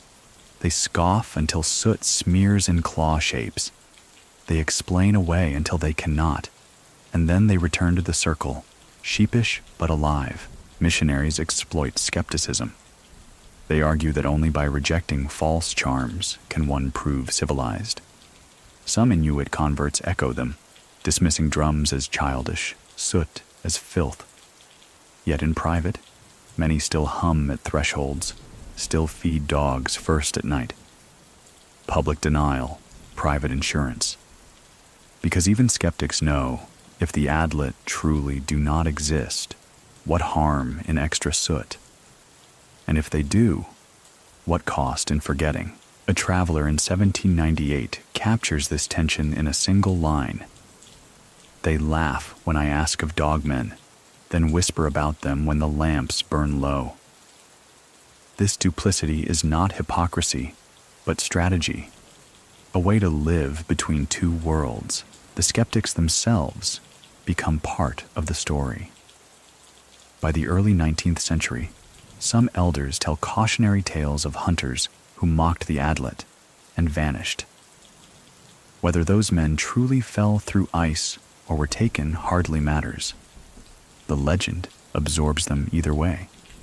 Skepticism, too, becomes fuel for myth. What about you? Would you laugh at soot lines, trust to powder, and call the Adlet fancy? Or would you smear black above your door when no one watched, just in case? Skepticism never erases the Adlet. It only changes their shape. In the mouths of sailors, they become curiosities. In the journals of naturalists, they become specimens. In the debates of villagers, they become tests of loyalty.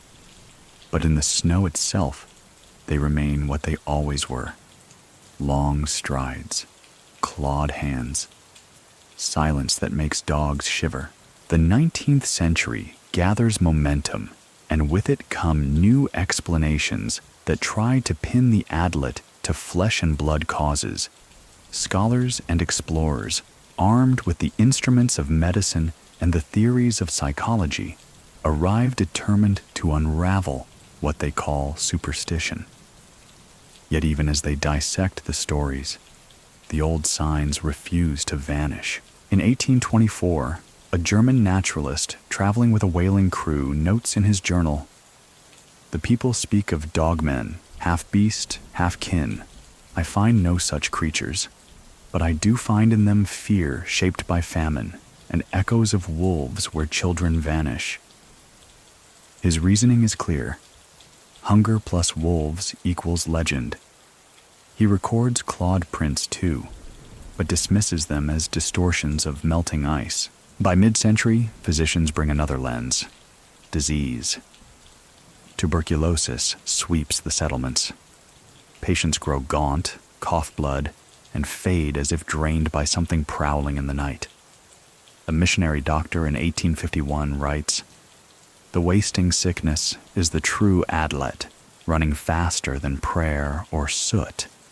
He frames the myth as a metaphor, insisting the dogmen are illness clothed in fear. The people do not disagree entirely. They begin to say the Adlet run in sickness as well as snow. For them, the legend flexes, making room for new threats. Psychologists follow with their own theories. In 1872, a visiting ethnographer claims the Adlet are collective hysteria, a symptom of long winters and darkness. He points to mass sightings, shared howls no outsider hears. His words travel into academic journals, winning nods from colleagues far away. Yet in the settlements, when dogs stiffen and bone dust scatters, no one calls it hysteria. They call it memory. Ecologists, too, offer readings. They note predator cycles, fox and wolf populations rising and falling with hair numbers. When prey runs thin, wolves grow desperate, bold enough to approach camps.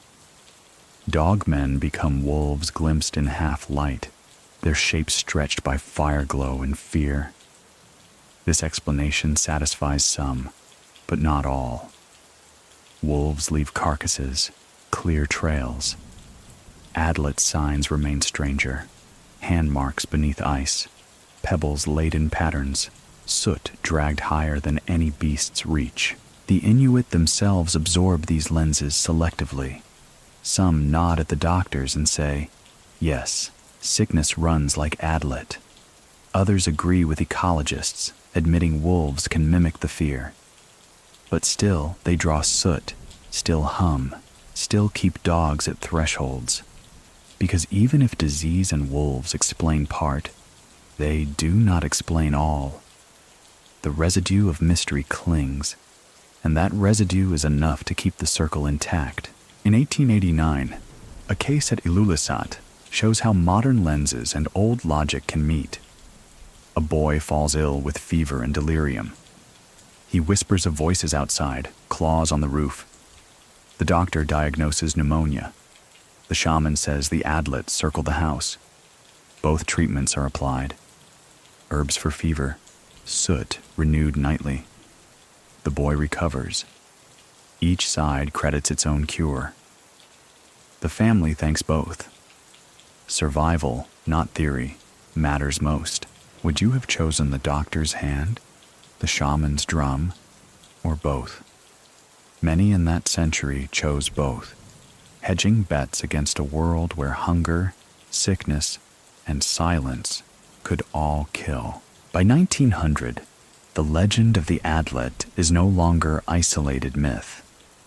It becomes case study in anthropology, metaphor in medical reports, curiosity in explorer memoirs. But within the communities themselves, it remains what it always was, an explanation that lives because the signs keep showing. Modern theories may chip at edges, but the core endures, because when the ice booms, when dogs go still, when claw marks smear soot in patterns too high for wolves, what matters is not which theory is true. What matters is whether the lamps are burning, whether the circle is strong, whether the children sleep unafraid.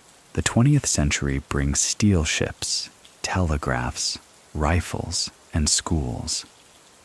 Governments begin carving the Arctic into territories, naming lands and drawing borders where only hunting grounds once lay. Yet even as modernity presses in, the Adlet remain. They are less often named in open speech, but they walk in silence, in the hesitation of hunters before setting out, in the way soot is still smeared when no outsider is watching. Inuit memory holds the past tight.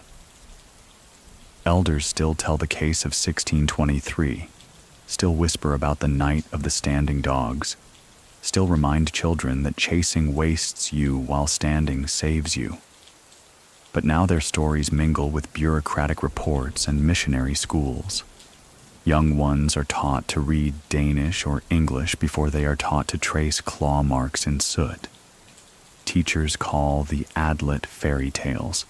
The children repeat the word, yet when dogs bristle, they glance nervously at the door. World wars ripple north, too. In 1942, American airmen crash on the Greenland ice cap. Rescuers note strange prints near the wreck, long, clawed, pacing in circles. They record them in reports, careful not to call them Adlet. But the photographs of those marks pass quietly through local hands. Even the strangers' machines are not spared, an elder remarks. The Adlet, it seems, do not distinguish between Inuit hunter and foreign pilot. Hunger circles all. Meanwhile, traders and tourists begin to brand the myth. By the 1960s, guidebooks speak of dogmen legends as curiosities for Southerners. Carvings of Adlet appear for sale beside soapstone bears. Stories once told as warnings are polished into entertainment. Some elders resist, fearing that selling the Adlet will weaken its power. Others shrug, saying, "Let them buy their fears. We keep the true one inside." At the same time, anthropologists arrive with tape recorders. They sit cross-legged in snow houses, asking for stories. Many accounts are given, but always with careful edits. Some details are told, others withheld. Because stories are not for catalogs alone. They are tools, meant to be sharpened only in the right hands.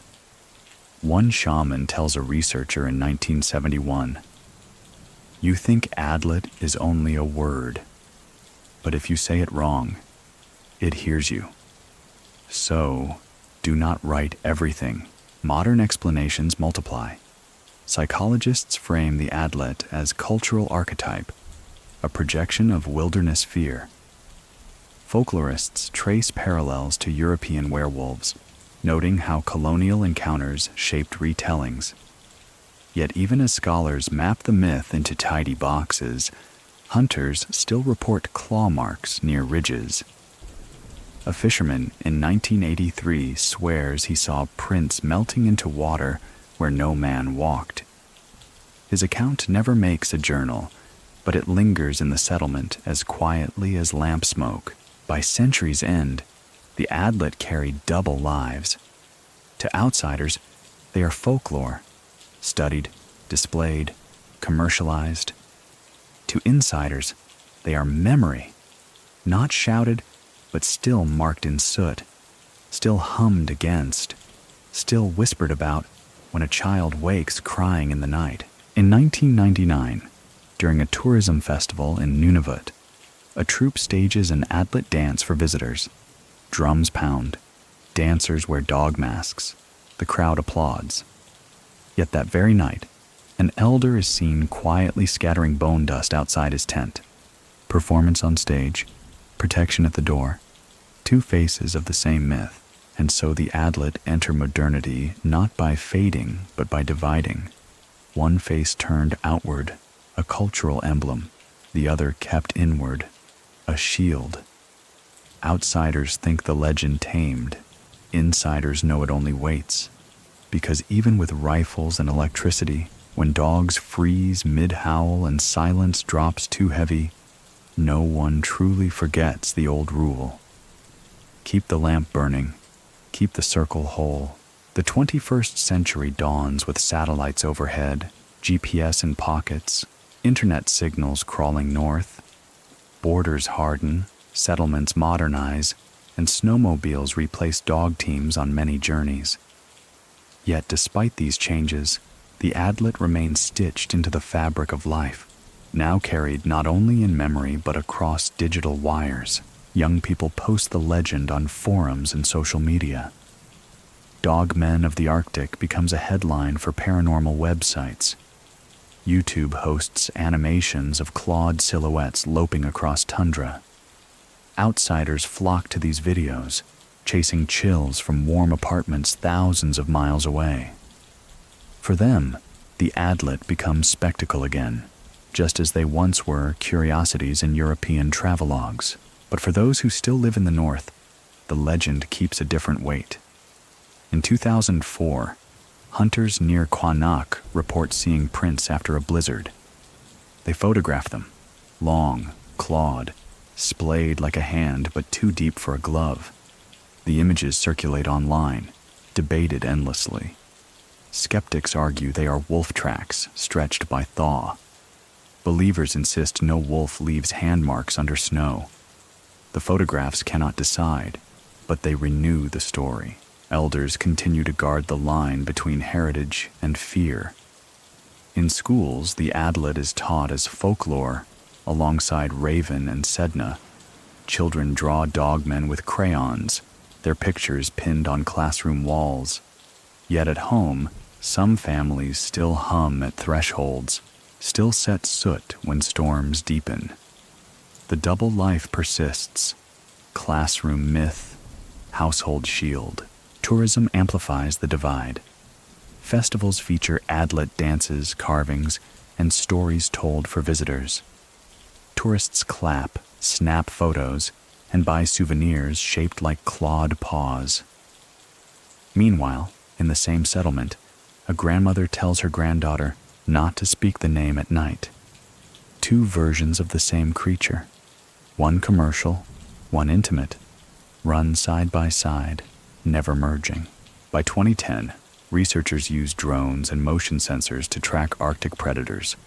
Wolves and bears are cataloged, mapped, monitored. Yet in their reports, there are occasional anomalies, strange impressions in snow, odd sounds recorded on night mics. These are labeled inconclusive, but in local retelling, they become Adlet evidence. Science may file them under error. Memory files them under proof. What about you, listening now?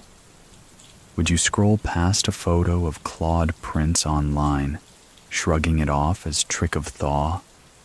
Or would you lean closer, whispering the old warning, never chase, only stand? In 2017, a youth collective in Nunavut creates a podcast blending traditional stories with modern beats.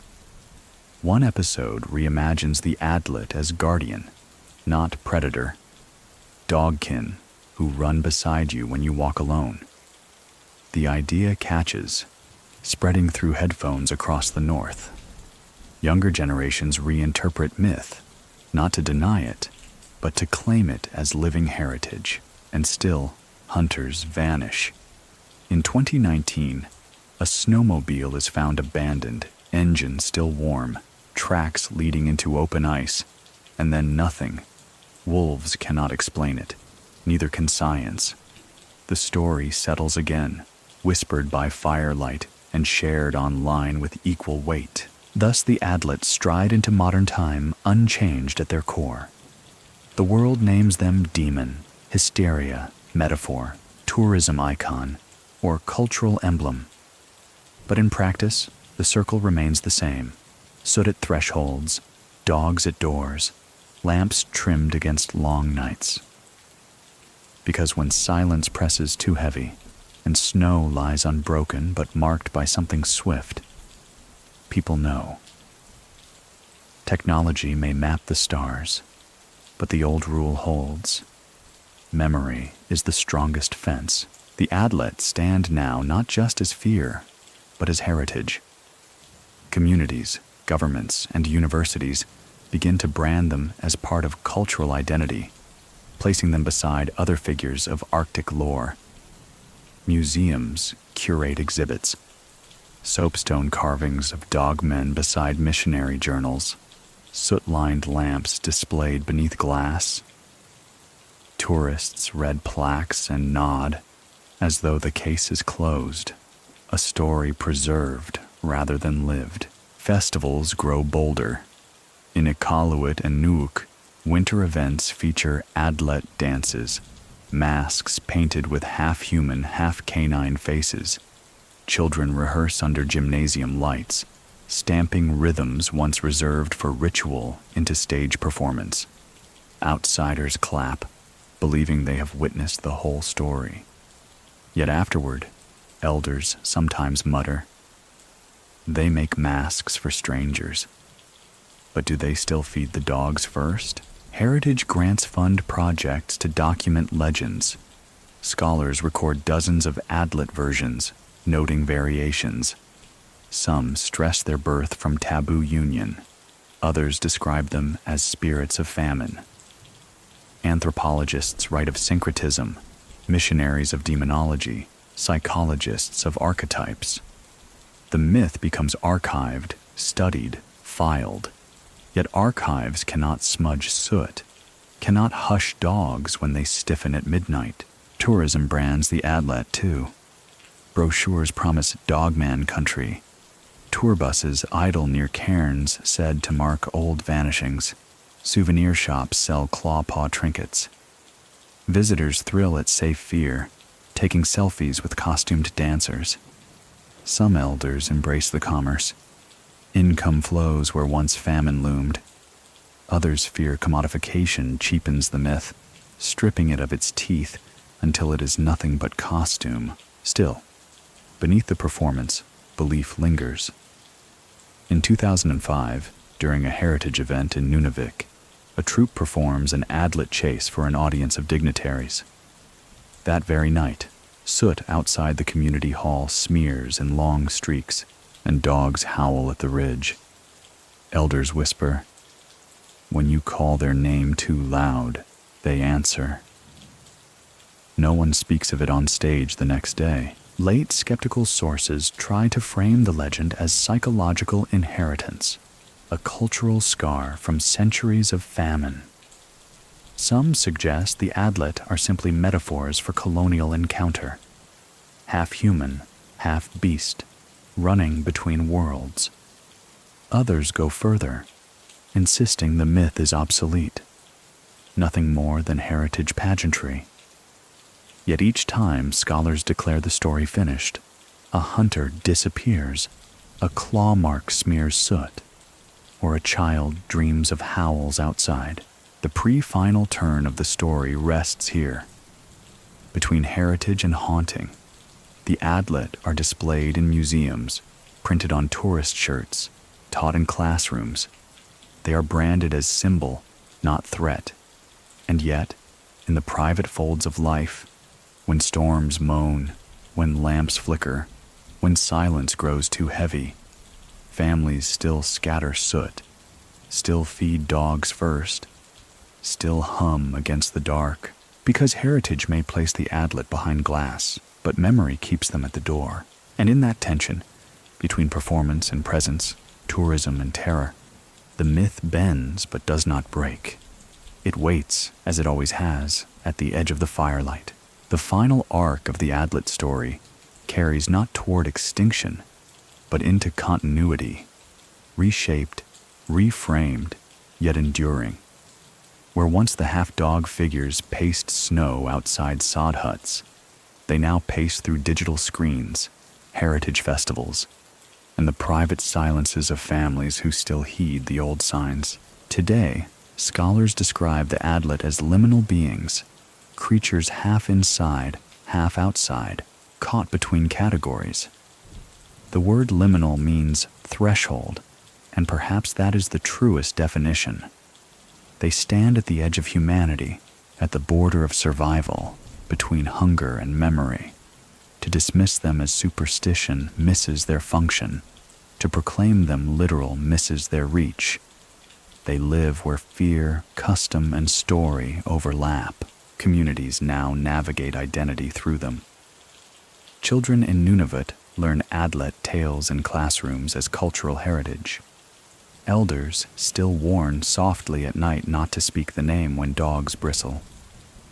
Tourists buy carvings of dogmen, while hunters glance at soot when storms begin. Politicians speak of celebrating Inuit mythology, while shamans remember that each myth is also a manual for survival. Case records show vanishings even in recent years. Snowmobiles abandoned, boots found neatly placed, claw marks reported in ridges. Official reports note accidents. Families whisper other words. Memory does not contest bureaucracy. It runs alongside, as it always has. The Adlet survive because they are not bound to a single explanation. They can be famine, wolves, sickness, colonial wound, psychological shadow, or cultural pride, and still remain Adlet. That flexibility is their endurance. Like hunger, they take whatever shape the season offers. Think of how many times they were declared finished, by Jesuits, by traders, by doctors, by skeptics, by anthropologists. Each time they returned, in claw marks on soot, in howls across ridges, in dreams of children. Many people still think that myths end when modernity begins, but the Adlet prove otherwise. So what do you think? The reflection now widens. These stories are not only about dogmen in snow, they are about how communities survive by telling. The Adlet guard memory, the hunger that nearly broke families, the rituals that stitch them together, the balance between tradition and change. To forget them would be to forget how thin survival once lay, and how thickly story must be woven to cover that thinness. So the lamps still burn, the circles are still drawn, if not in bone dust, then in words, in heritage, in nightly hums passed from mother to child. The Adlet still run at the edge of the firelight, half seen, half felt, urging people not to forget the cost of life in this land. Step back now and see what the Adlet truly mark.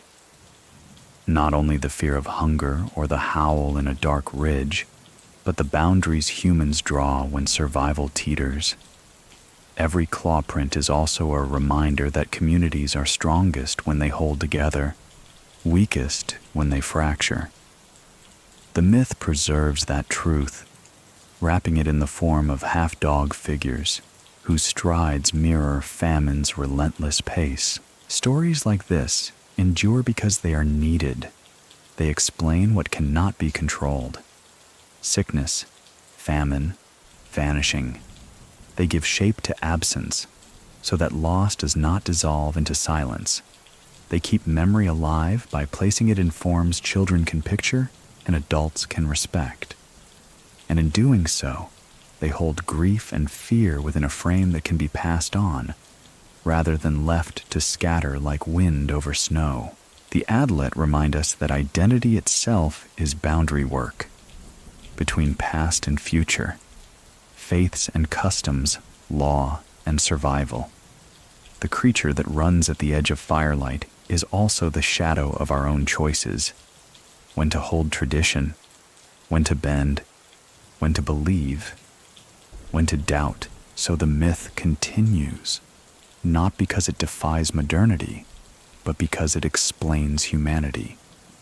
The Adlet live wherever people need a name for hunger, for danger, for the fragile line between safety and loss. In that sense, they will never vanish, for those needs never vanish. And perhaps that is their gift, to keep us aware that survival requires story, that forgetting is as dangerous as famine, that fear can bind a community if carried together. The Adlet will always run near, if only in memory, if only in the silence when dogs go still.